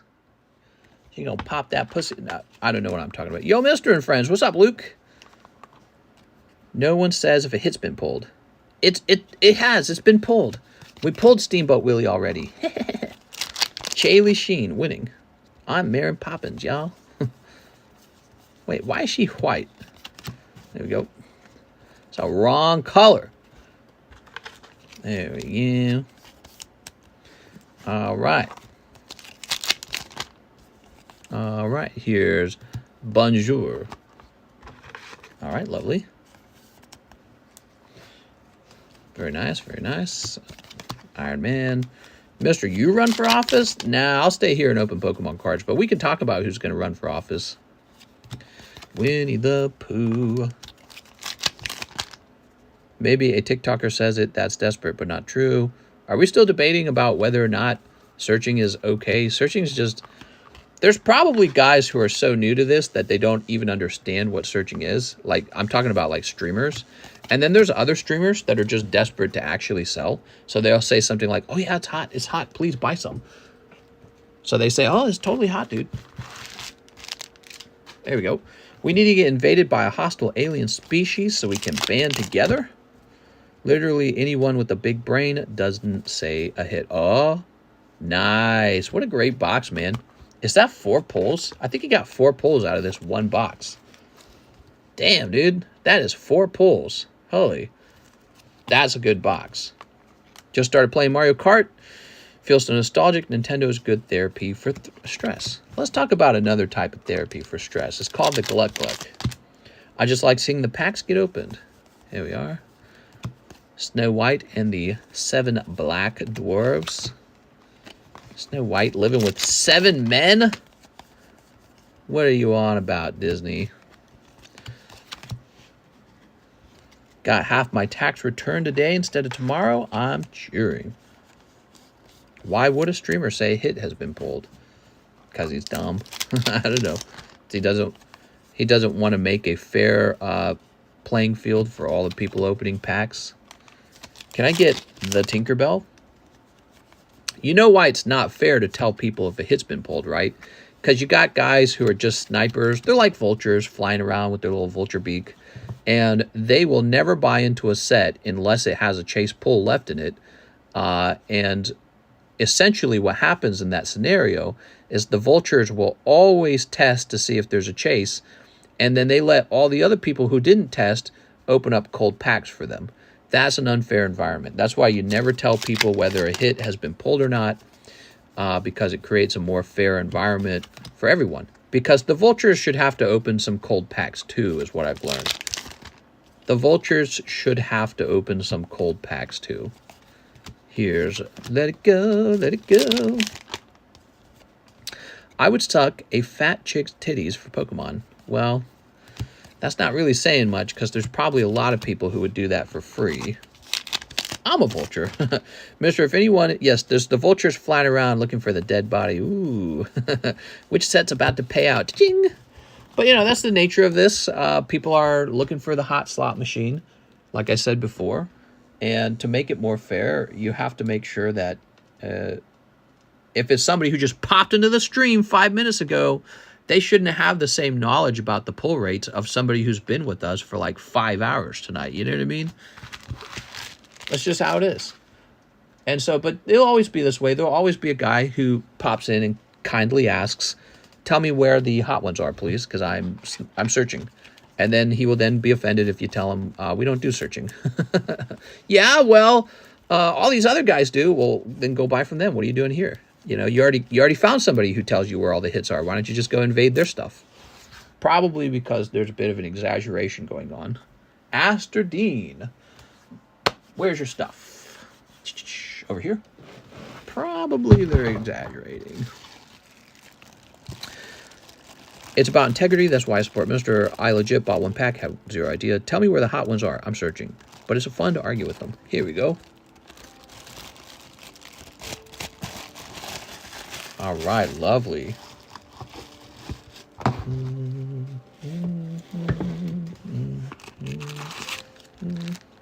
I got an ad that said hot singles in my area, but it was girls, not Pokemon cards.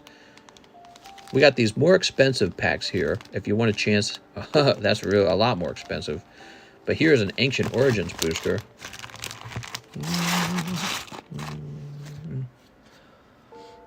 Alex, PSX, 1 Evolving Snipe. Oh my god. All right, here goes. So Alex says, I'll open 1 pack of Evolving Skies. These Evolving Skies have been terrible, by the way. What does it mean if someone's searching? They're trying to gain knowledge about what's been pulled and what hasn't been pulled. There you go. They're trying to gain knowledge about the remaining hits in a box or a case or something like that. so that they can avoid stuff where they perceive that it's not going to have as many pulls left over. Matthew Fowler gifted a membership by Luke Crawford. That's nice. There we go. Luke gifted 1 Cardconomist membership. That's nice. No Leafeon, says Alex. I know. That'd have been pretty wild if that had worked out, Alex.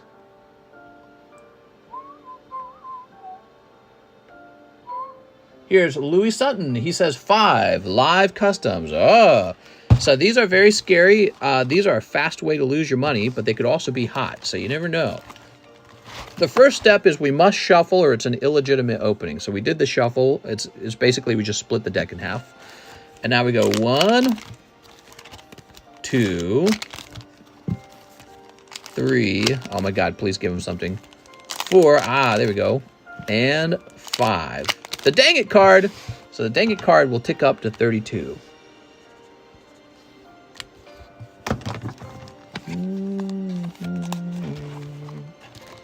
I think that we need to have a way to sort of hand out the dang it card more easily. There you go. Let's see what you pulled. So those are the live customs.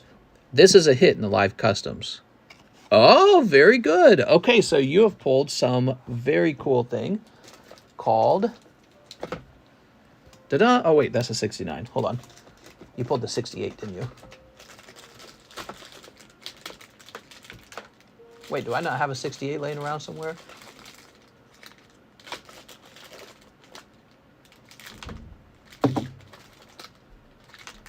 Oh, is this a 68? Here it is.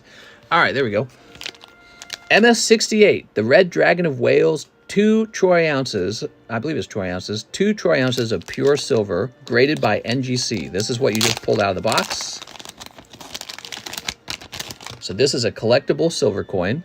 You'll notice it has a dragon on it, which I thought was very cool. That's why I bought these and graded them. That's from the UK. It's the Red Dragon of Wales.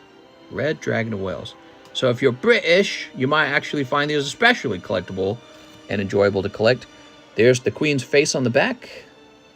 Very cool. Very cool. What's neat about this is not a Pokemon card. This is pure silver. So for people who are gold silver collectors, this is like a chunk of, they call it money, right? Not currency, but money. But yes, so now if you don't like this, I can buy it back from you for $80. Well, $80 of store credit. So if you prefer 80, well, and then you'd lose 20 bucks because you spent 100 acquiring it. Mister, that's not Pokemon. I know. For just the silver is worth $52 right now. So he's talking about silver bullion, which is just like raw silver. When they actually mint a coin like this, it usually costs a bit of money to actually mint a coin. So if we were to actually go look this up, we'll find a price on it. What is this? NGC? NGC, Red Dragon of Wales. All right, so for example, here's one. It just popped up the moment I searched for it. 2 ounces of silver, the Red Dragon of Wales, MS68. They want $165 for it. So you have to remember it's a collectible coin. But yeah, he's making a point that the raw bullion itself is valuable. Unlike Pokemon, which is just made out of cardboard, the raw material of silver has a value. Pretty neat, right? Mister, I'll take it if you add it to my slab away. What are you talking about? All right, it's a Charizard coin, kinda. So that is for Mr. Louis Sutton. Now, Louis, if you decide that you would like $80 of store credit, we can do that too, okay? One day I'm going to accidentally call you Louis Sutton because that's the name we're getting in PayPal, Louis Sutton. The paper that Pokemon cards are printed on is worth less. It's got Charizard on the back and Jinx on the front. Well, this is the back. This is the front. Yeah, this is cool, man. I really like these. I think one of them graded 70, didn't they? I think I kept it. Take the coin. Good morning, mister. Who's going tonight? Well, I always give people the option to sell the item back to me if they do not like, if they don't like silver coins. I got a couple silver coins. Look, here's a silver coin. Here's a pure gold coin. I got Look at this. I don't know if that price is still accurate these days. That's the completer coin. 1881. Another MS69. Got a couple MS69s in here. Ooh, I remember this. Cheese was interested in this coin. This is also pure silver. By the way, thanks, Mister. Got my cards in and slabs today. I'm so happy with the Blaziken VMAX Alternative Art. It's my first 10. Been after this one for a while. Looks so much more amazing in person. Doesn't it? That's the SGC one. Are you talking about the SGC one? Pretty cool, right? Yeah, it's got to be. You're Mr. Rail. Yeah, it's cool, isn't it? There we go. Mister, what kind of Pokemon cards are those? Those are silver coins. Now, before we continue... Oh. I pulled the whole damn camera down. My bad. It says, oh, it's hooked on the chair. That's what's going on, isn't it? God damn it, dude. I need a way to have these wires get put to the side so the chair stops snagging them. All right, so before we continue, let me go find another MS68 coin.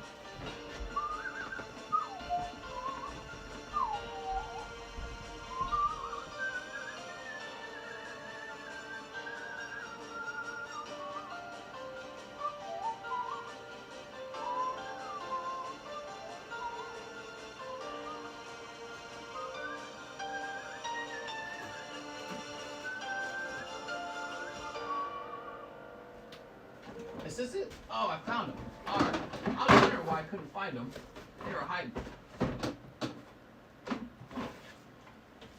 So I got more of these silver coins if anyone's interested in buying one directly. Vultures' lives matter. That's right. Well, I don't mind you guys. I just don't make it easy to be a vulture, that's all. You guys come in and take a shot. But we're not making the game rigged for people who don't know how it works. That wouldn't be nice. There's a 69. Do we have any lower grades? Do we have any, like... Because the lower grades would be cheaper. Here's an MS67. Band 6 for being a vulture. Whoa, whoa, whoa, what? Oh, I'm way behind on the comments. There it goes. This is from 2017. It's already getting kind of old. It's kind of interesting. Yeah, this is part of a collection called the Queen's Beasts. And for silver coin collectors, this actually might be a nice collection because I think the Queen was looked upon favorably. And so because of that, this particular coin set called the Queen's Beast might actually do quite well over time.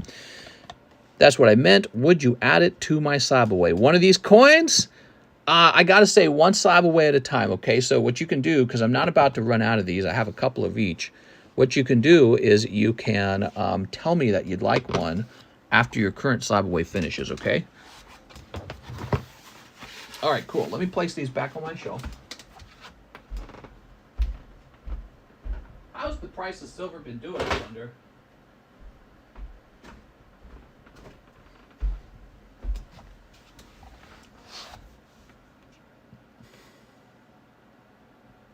So this is 2 ounces and it's an MS68, right? Let's check MS68.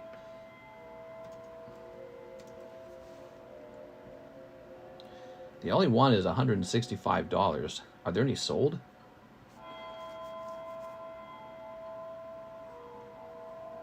Okay. All right, I'm ready. How do we get the gold coin? Actually, how much did I pay for these as well? The gold coin is mine. I'd be open-minded to selling it.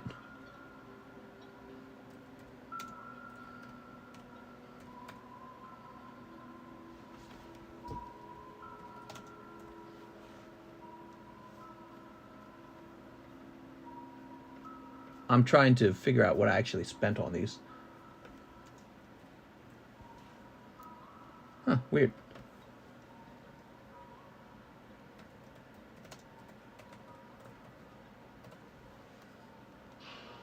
Oh, here it is.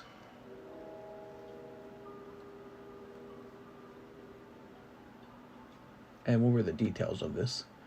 Give me a second, guys.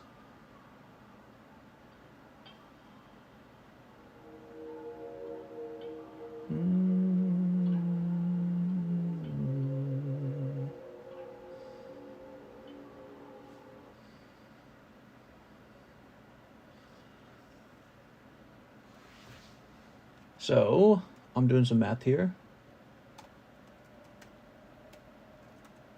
Oh, wow, these were quite expensive. Okay. Very nice. Let's go ahead and grab this. I wouldn't sell the gold, but I'd definitely buy it. Would you? That gold coin's probably 3K or so. I believe I spent 3,000 acquiring it. But it's, I think it's a lovely coin for the way that it looks and its grade of the MS70, since that coin has a MS70 on it. So if you're a coin collector, not just like a gold stacker, then that specific coin is going to have a little bit of a premium on it, right? This is going back in. Put it down there. And then we need to get enough of these. I love my silver and gold stack next to my most valuable Pokemon cards. 1, 2. All right, there we go.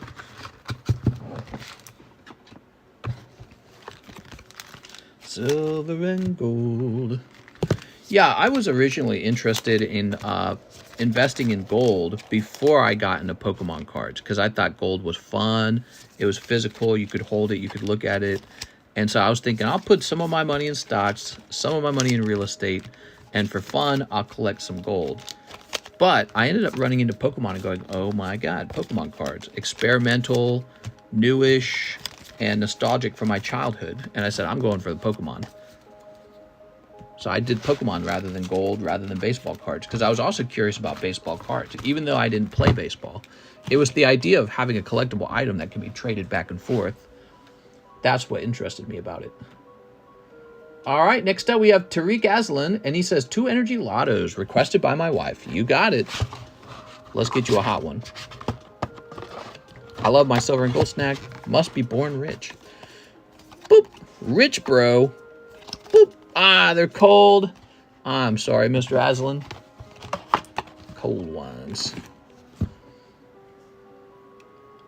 Nicholas Gertis, long time no see. Shipping for my bag and slabs and 2 darkness ablaze. Okay. 2 darkness. Mr. Nicholas Gertis with an N. Let's try to find you. You say it's been a long time.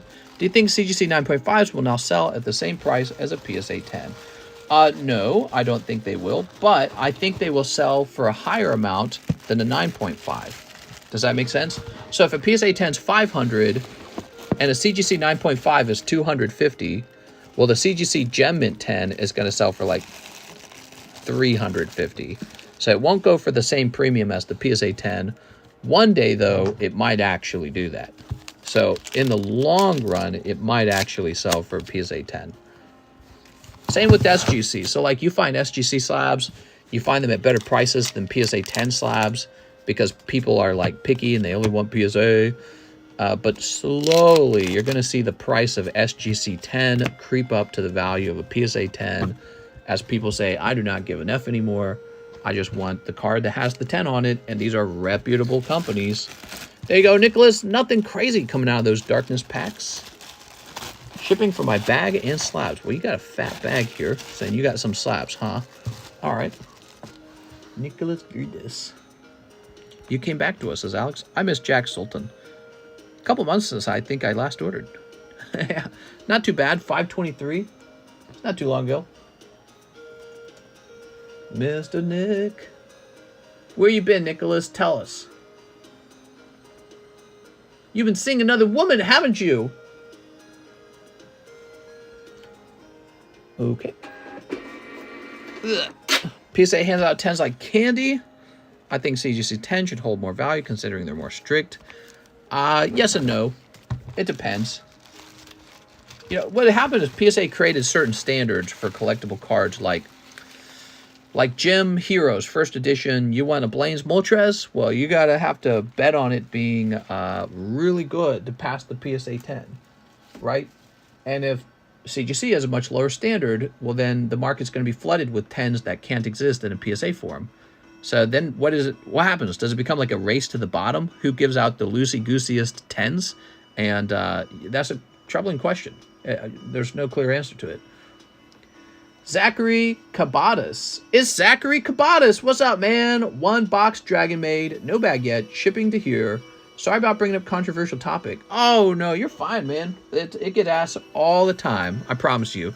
So let me grab some more Dragon Maid. It gets asked all the time.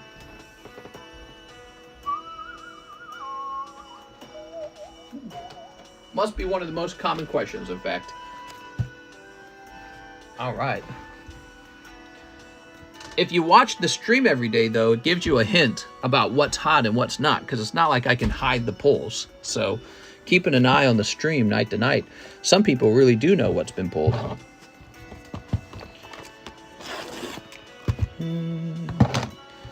PSA 10s going for 1,200. Nice. Aloha from Houston, Texas. Aloha. All right, here goes. Zachary Cabadas. Cabadas? Cabbage Patch Doll? There we go. Put that there.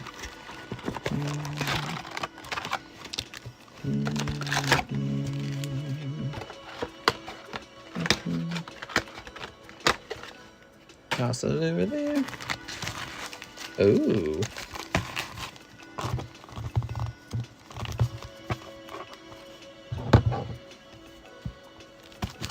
All right, wish him luck, everybody.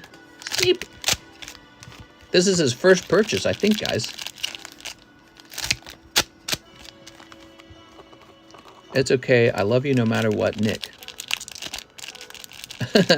Nick says, still no rich. Sleep. Have you tried just getting more money? Why don't you ask your papa for your trust fund early? Sleep. Good duck. Imagine having a wealthy dad and he's just going to leave you $1 million or some shit. God, dude. Some people got it made. It's not right. We're going to need some socialism in here. Some of his money should be my money.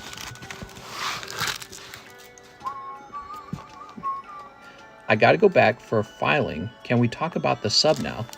All right, we can talk about the submarine. All right, win. What we got here? Those are some nice hips, man. Boobas, 2. Got to go back for a filling. I thought you said filing. Oh, you pull something. Oh, very nice. All right, well, that's not a signature, but I think that particular etched card is going to do just fine. Okay, now there's probably going to be a few etched cards in here, right? Is that how these boxes work? I'm trying to remember. After the news here, we have a show called The Project, and for 10 minutes, they talk about hooking up. How narcissistic can you get? What? Oh, you're saying that the people on the show hooking up are narcissistic. Well, you know, you're young, you're hot. You're at a point in your life where you feel invincible and desirable, and so you're just more likely to be sort of narcissistic in that time period, aren't you? There we go. I feel like that's especially true for girls, because for boys, generally men are poor. They haven't really proven themselves to be worth anything. But for girls, they're hot, they're sexy, they haven't had any children. You know, they're very eligible partners. So girls are most likely to be, if I had to guess, narcissistic in those age periods of like 16 to 30 maybe. Here we are. By the time they're 30, they might have had a kid, their body changes, and their availability becomes smaller. Guys love pointing that out. I think as low-status men love pointing that out. They like revel in it. They're like, now you're a loser like me. You know what I mean? Now you know how it feels. Here we are. Whoa, pink-haired girl. She looks like she's ready for bed. She's like 1,000 years old, bro. Bro? Did I say bro? Okay. What is going on there? Okay, cute little girl. Got a few packs left. It's not over. As a former sport card collector, what is the best grader, PSA or BGS? Ha! You assumed it's not the third option, SGC? Obviously, it's SGC.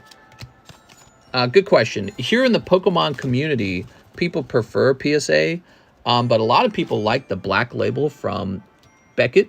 And then it was the case that people also liked the perfect grade from CGC, but they're getting rid of it. CGC has decided to get rid of the perfect grade. You guys should go to their website, get their email, and send them an email saying, bring back perfect 10, because it was really meaningful. There we go. It's easier for guys because we want it all the time, but girls have less of a sex drive than men. So naturally, whenever they talk about sex, they're considered a slut. Apparently, they're making another libido-enhancing drug. It's some sort of hormone that starts with a K. I don't remember.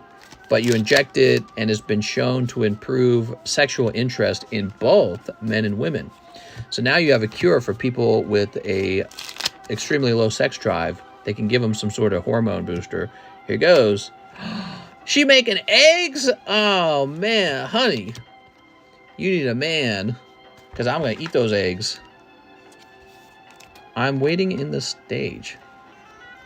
All right, lovely.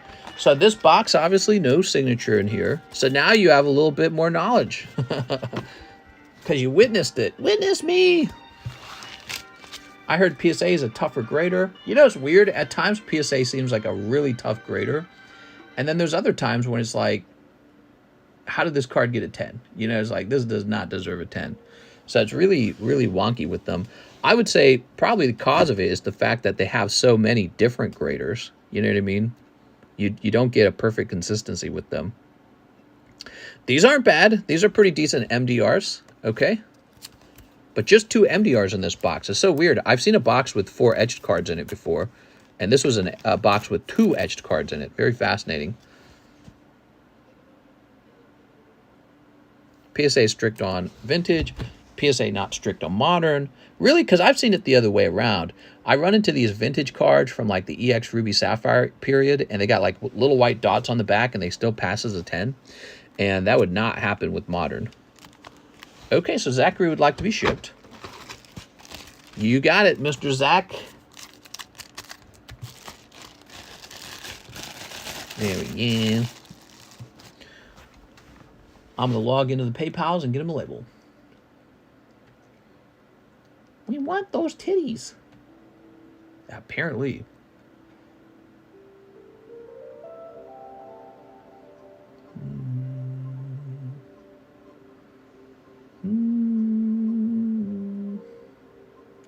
Wow, we still got a couple orders to go through, man. I don't know what it is, but the end of the stream gets busy real fast sometimes. Okay, Zach, we are using your default address in the PayPals.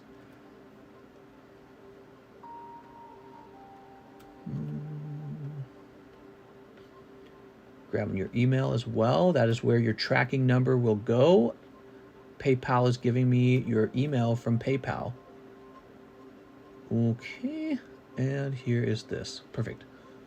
And we're going to increase the weight of the label so it weighs more. Why doesn't TCC do perfect grades? I don't computer scan your card. My grading is done by eye, and so I'm not comfortable handing out a perfect grade.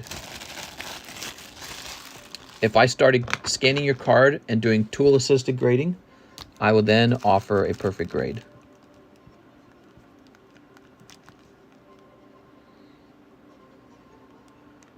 I wish I had like a project manager who I could tell them it's your job to find out what scanner is being used by the grading companies and get us a hold of one. And it's your job to find out what imaging tool is being used to examine the cards and get us that. And then just hand them like my wallet or something and be like, go figure that out.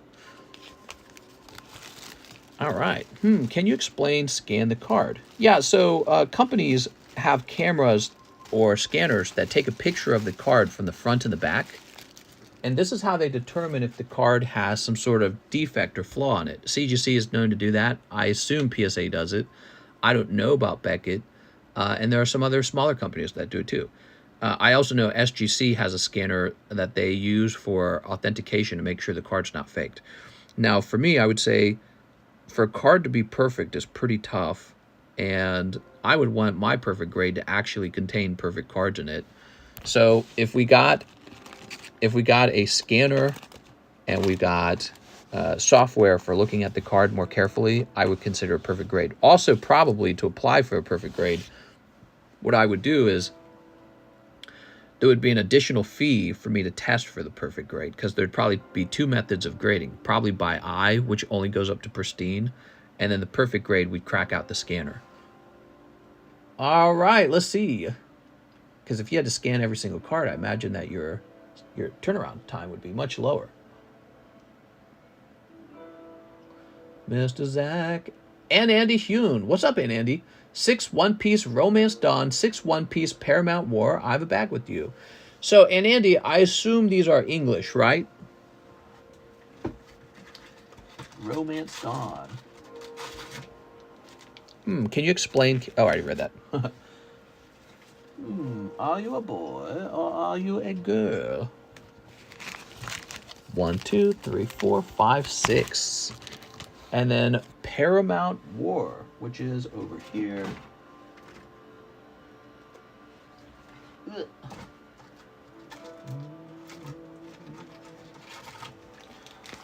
So this is counting as one pack.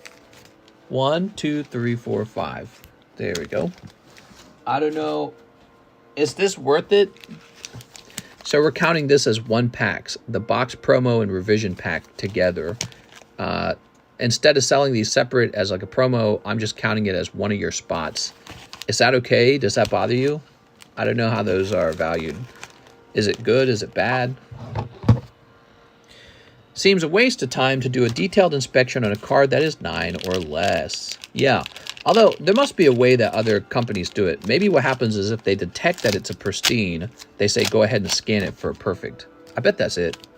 Maybe that's why they're getting rid of the perfect grade. Maybe because it slows down their workflow, right? So maybe having to check for perfect each time is significantly slowing down their turnaround times. I'd rather have the packs. Oh, I got you. Okay, give me a second.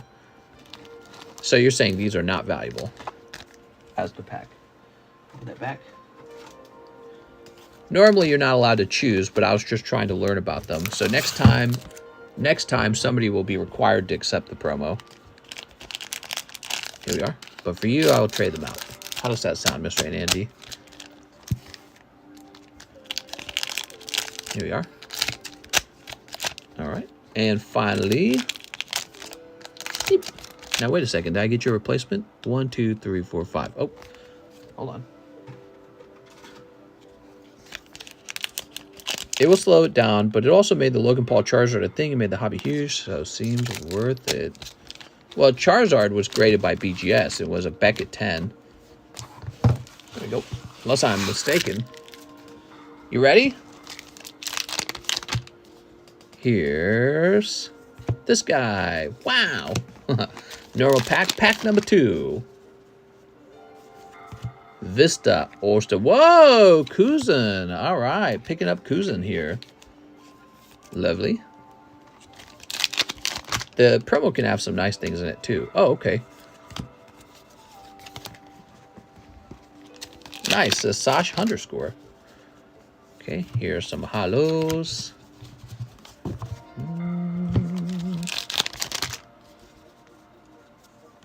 What is going on here? We got Portugas D Ace. It was the perfect grade black label that got it done. There are only 3. Wait. Logan Paul got a perfect grade on some kind of Charizard? I don't understand. I thought he got the pristine grade on his base set Charizard. That's why I remember.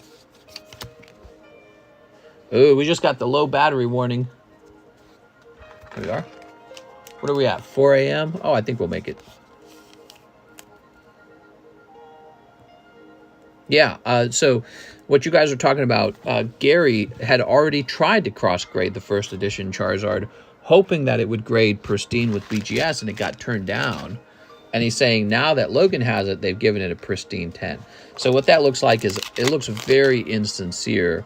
It looks a lot like what they're doing is giving him an artificially high grade in order to advertise BGS.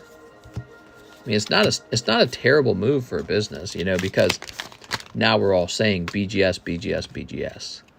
Wow, Don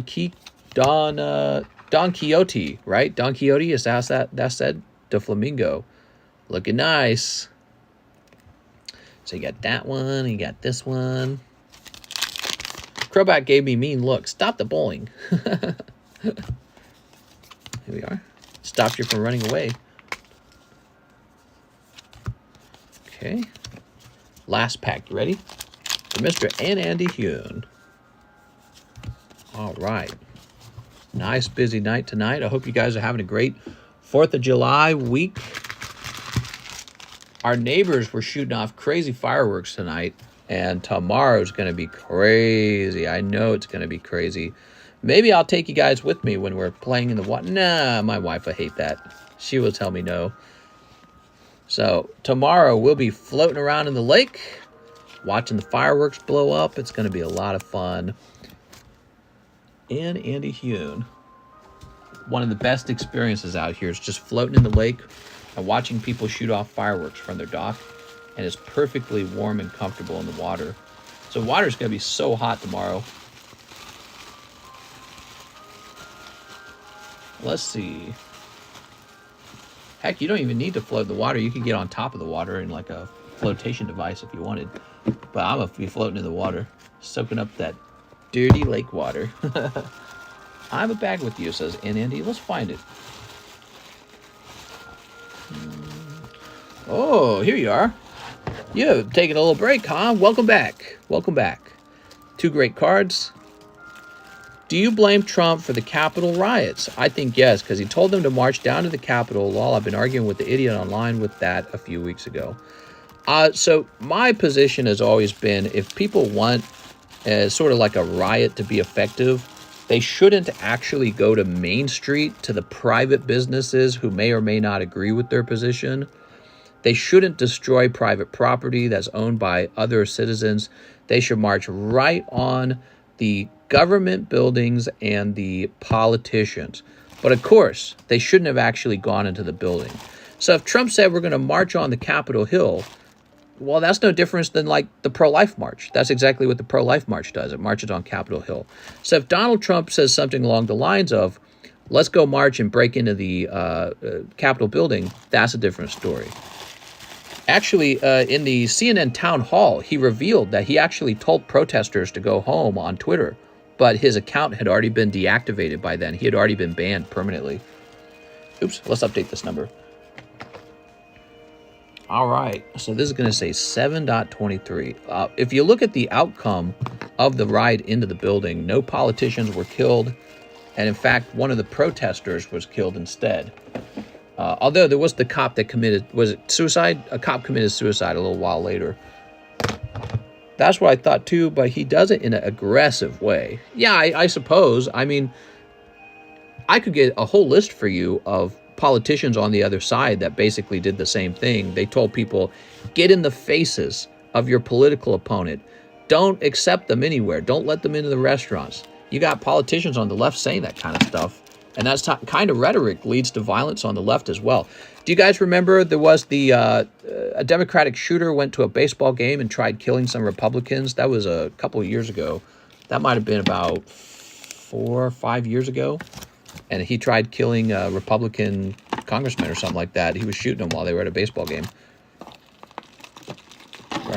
Trico, yeah, I don't think he called for violence, and I don't think he called for breaking into the building. Here's Christopher Ryan Lanes. 1 pack of Merlin 1. Merlin 1. 4 officers died by suicide from Capitol riots. Yeah, that's fair. Did they really? It was 4? The guy I was arguing with tonight, it was Nancy Pelosi's fault. Damn it, Nancy. Why did you tell them to go into the building?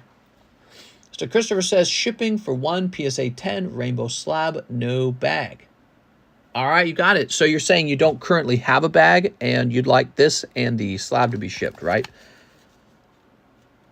Dozens of people died during the Black Lives Matter protests. The exact number of people who died during the protests. Let me look it up.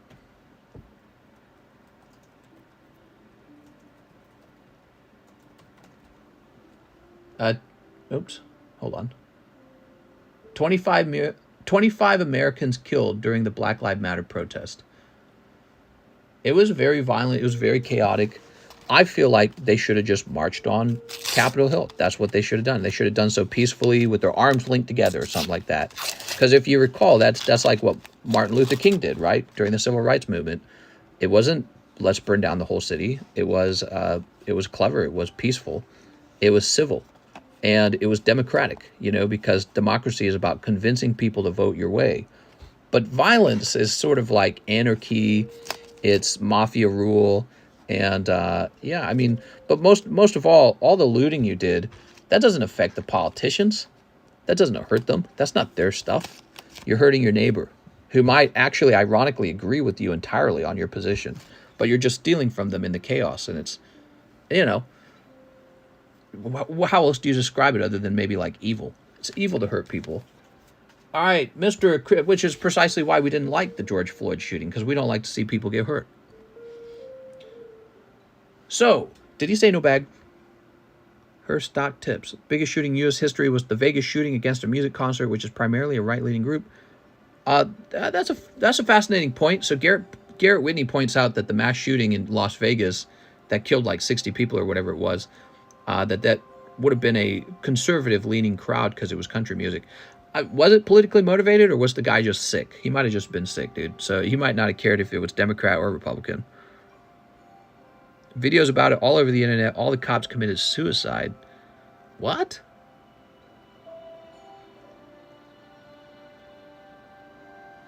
Venomous says that was an Alabama congressman. Wait, I'm curious.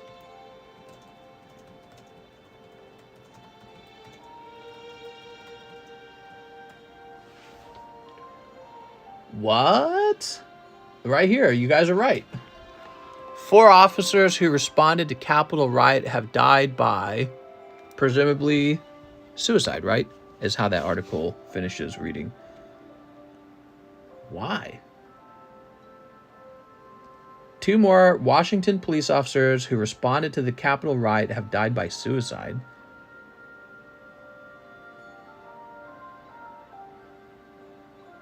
Is it because they feel like failures?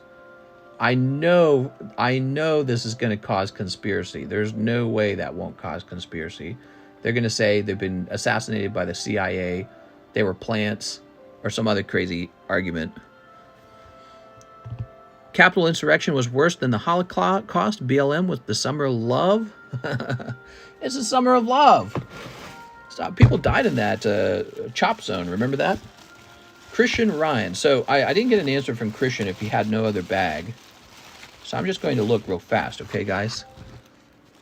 He made it sound like he had no bag, but he might have actually been telling me not to ship his bag. So I'm not sure what he means.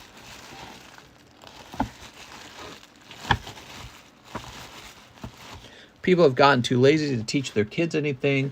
Not just that, but I also believe the children didn't fight for what they have, so they don't feel entitled to it and they don't defend it.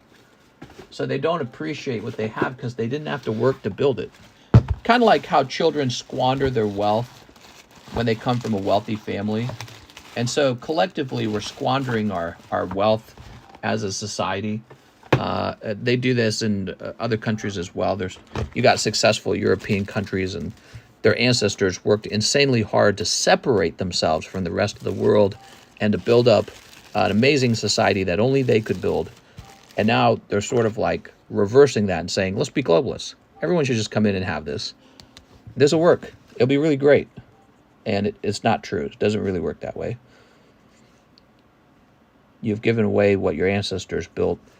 You couldn't build it, even.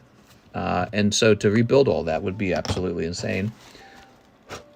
But I do think it's an effect of not really valuing what you have properly, because you take for granted all the death and the war that took place in order to establish it. This is for Christopher Ryan Lanes. Christopher. Oh, there it is. Christopher Ryan Lanes. All right, we got you. No motive in Vegas shooting. Huge controversy. Yeah, it's sad because we'll never know. What if he really was just a sick man? He might have been. Like I said, I think that mass murder is becoming a tool of people who want to commit suicide. And it's really tragic. It's stupid and it's tragic and dumb. Or maybe it's some sort of grand CIA plot. Just like the killing of JFK or something like that. Which is not even proven to have been CIA related, but everyone believes it is at this point. Tariq Aslan, 2 151s. You got it, man. Mr. Tariq. Here we are. Da-da. BLM movement is a scam. The founders all siphoned millions of dollars, did not invest into the community, and convinced people there was a problem where there wasn't. Yeah, well, sadly, the riots affect black people more than white people. Because if you're trapped in the inner city, you don't have the income to just pack your bags and leave. And then a bunch of rioters who don't even live in your city, they actually migrated over from other cities to join the riot.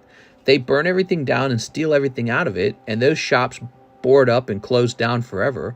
They don't have to. The rioters who traveled over from the other states, they don't even have to live with those consequences. They just go back to their own home in Florida or something, right? And then you're inner city, black living in the inner city, and it's all destroyed and turned down. And Walmart saying, we're out of here. Target saying, we're out of here. You know, it's just more terrible stuff, terrible outcomes for you. So that has been the outcome, in my opinion, the predictable outcome of severe amounts of enabling when it comes to theft. So theft enabling, which is something Democrats do. I think, once again, it's very naive. They think it's, I don't know, like kind or something. It's not kind to leave your inner city vulnerable to organized crime because you're going to end up with food deserts as all of the good places to shop leave from the organized crime. So the people who are living there, who are just good, normal people, or just struggling to make it maybe, they are going to live in a food desert now because the organized criminals came in and stole everything, because the white liberals came in and said, we'll decriminalize theft. Go ahead and steal. Right? So you get these organized criminals from other states. They don't even live there. They come over and they start stealing everything.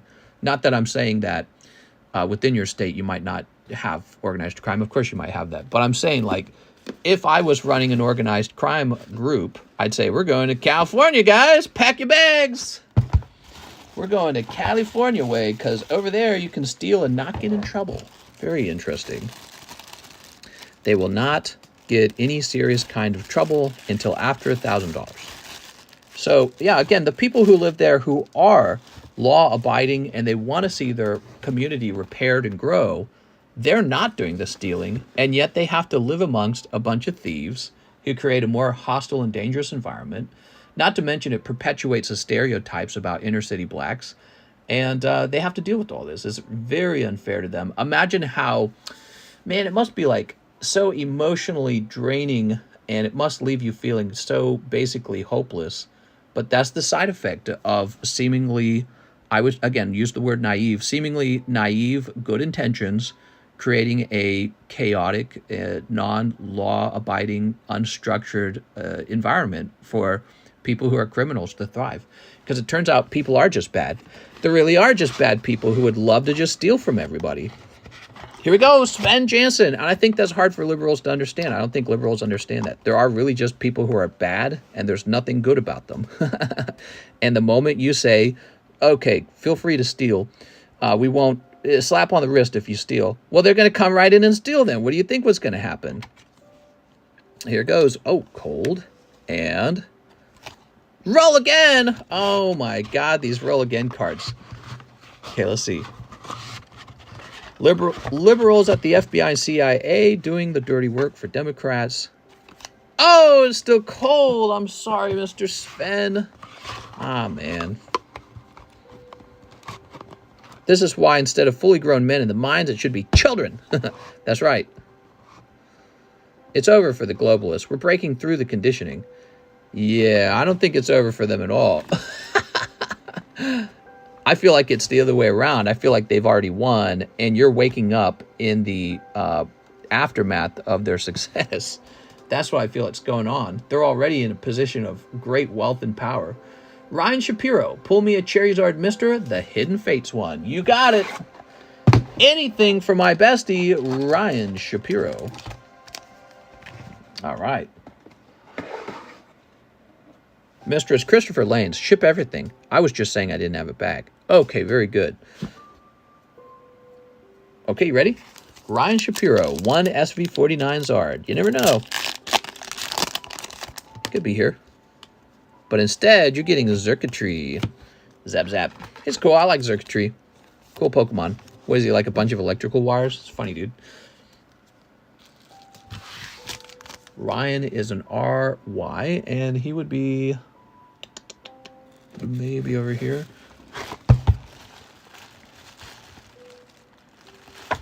Let's see. Yeah, the JFK thing was pretty crazy, wasn't it? Ryan Shapiro. It's kind of fascinating because when I was growing up, I just casually learned about it. Nobody really questioned it. It wasn't considered a conspiracy back then. You don't get introduced to the concept of it being a conspiracy until much later, and then you realize, oh, this is kind of serious shit. It's kind of a big deal if our own shadow government, our own, informants, our intelligence system decided to assassinate one of our presidents. That would be a huge deal. You know what I mean? But how would we prove that?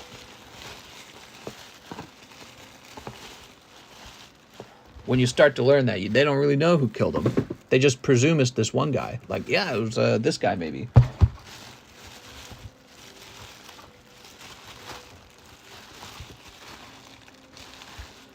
Did you need a new bag, Ryan? I'm trying to remember. Did Ryan need a new bag? Ryan Shapiro?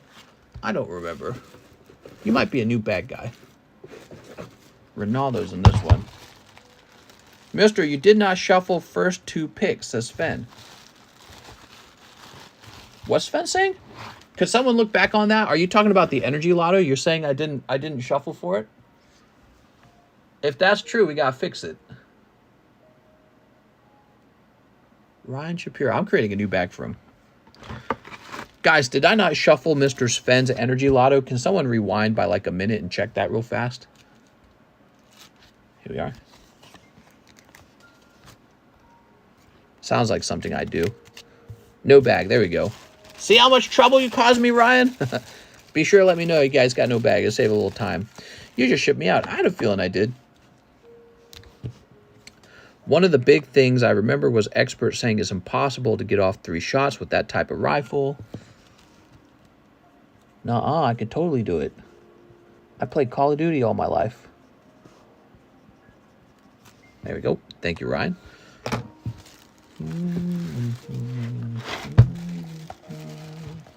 Break says that he did shuffle. I might have shuffled very quickly, Sven. You might not have seen my hands doing it. Here's Knight of King. Can someone else check, maybe like a moderator? Can you check, rewind the stream by like a minute or 2? Check and make sure I shuffled for Mr. Sven's energy lotto. Here's Ghastly. And here's... Definitely shuffled, can confirm. Here, I tell you what, because I think actually, I really like Sven, so we're going to take a minute and rewind it for him. I think we can rewind it, can't we? I think actually, I really like Sven.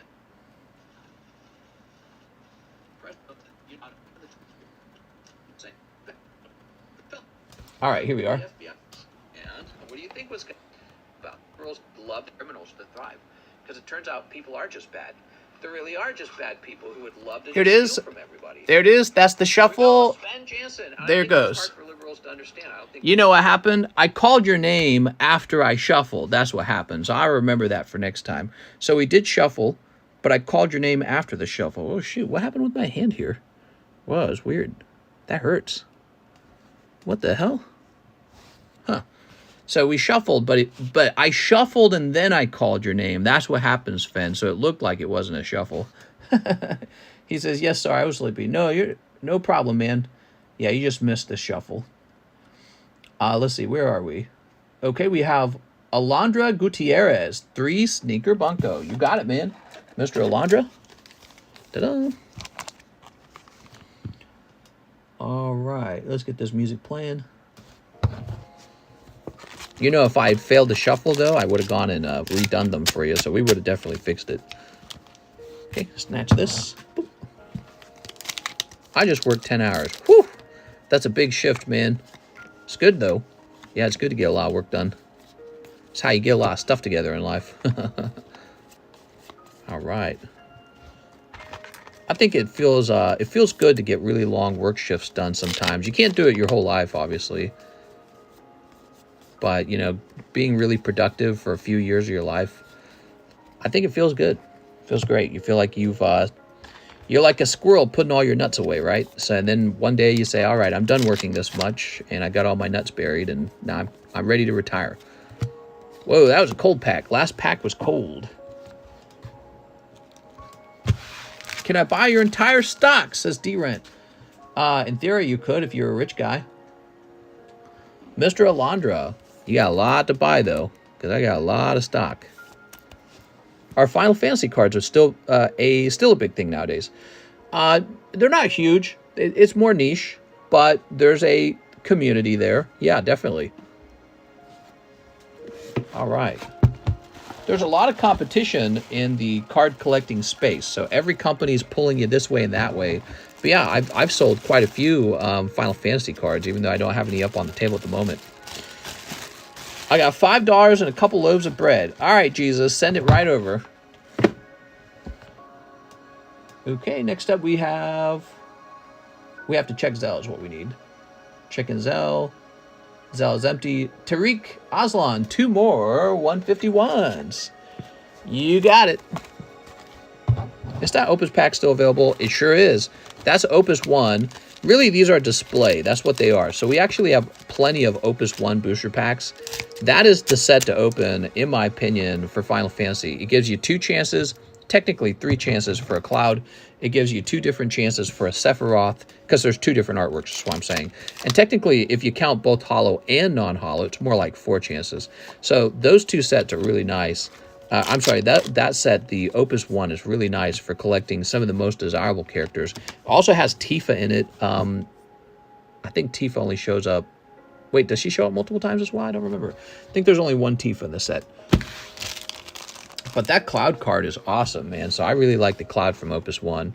And there's so many other good cards. Even if you fail to pull Sephiroth and Cloud, you might pull some other useful card. What does your supermoon look like on your side? Is tonight a supermoon? Where to find a list of what's for sale? Thanks for asking. It's in the description of the live stream. This live stream, our channel, our group, we've been doing this for 4 years. Non-stop, 7 days a week, every single night. So you can very reliably count on me being here unless I get a heart attack from working too much. Did I cut out there? So my battery's at 10%, guys. We got 10% battery now.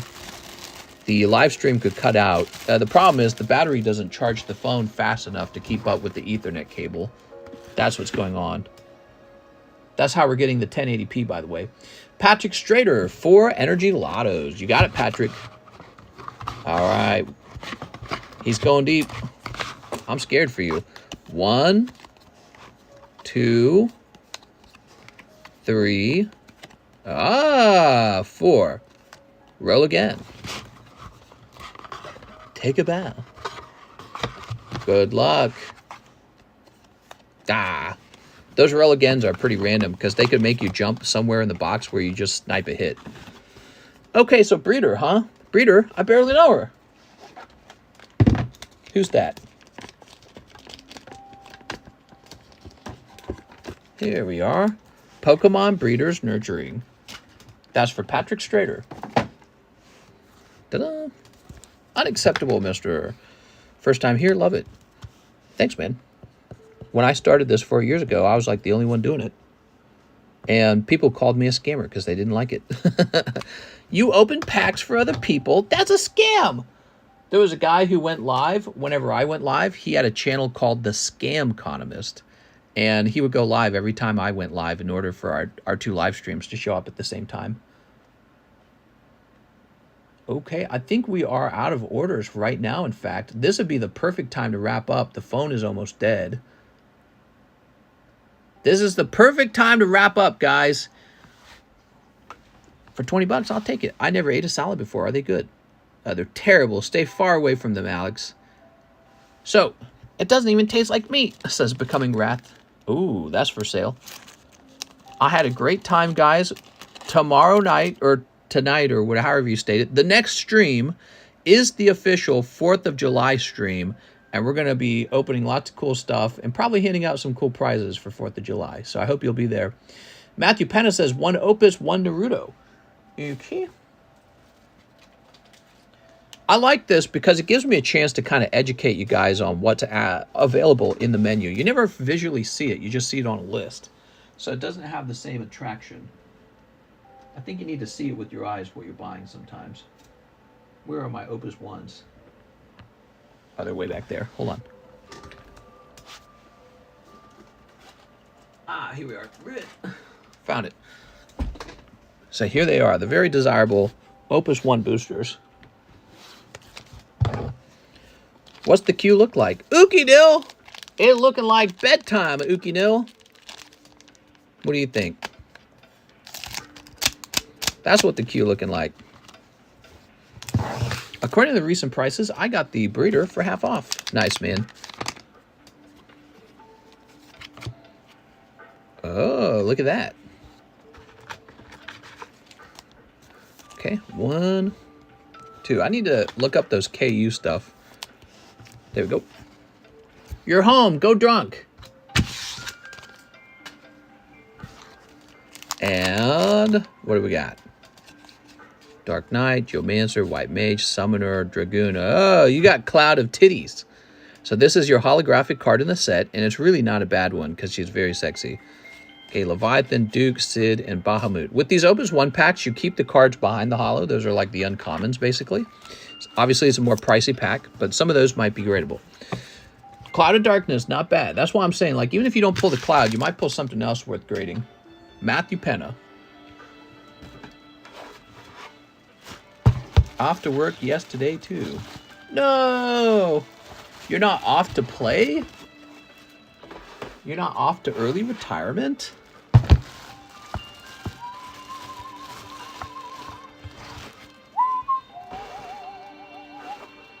Thank you. Have a great walk. Why, thank you. I think I will have a great walk, hopefully, maybe. Matthew Penna, do you have like a bag on the table? Is that what's going on? Or did we ship you recently?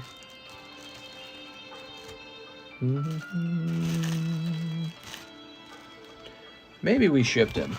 Maybe he got a box.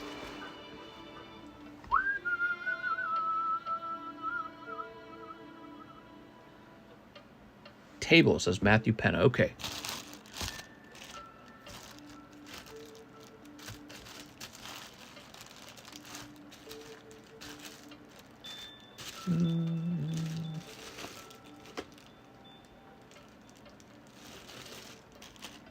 God, dude. No. You're not on the table. We got you into the yellow box. The M huge box. I remember now. We even talked about it.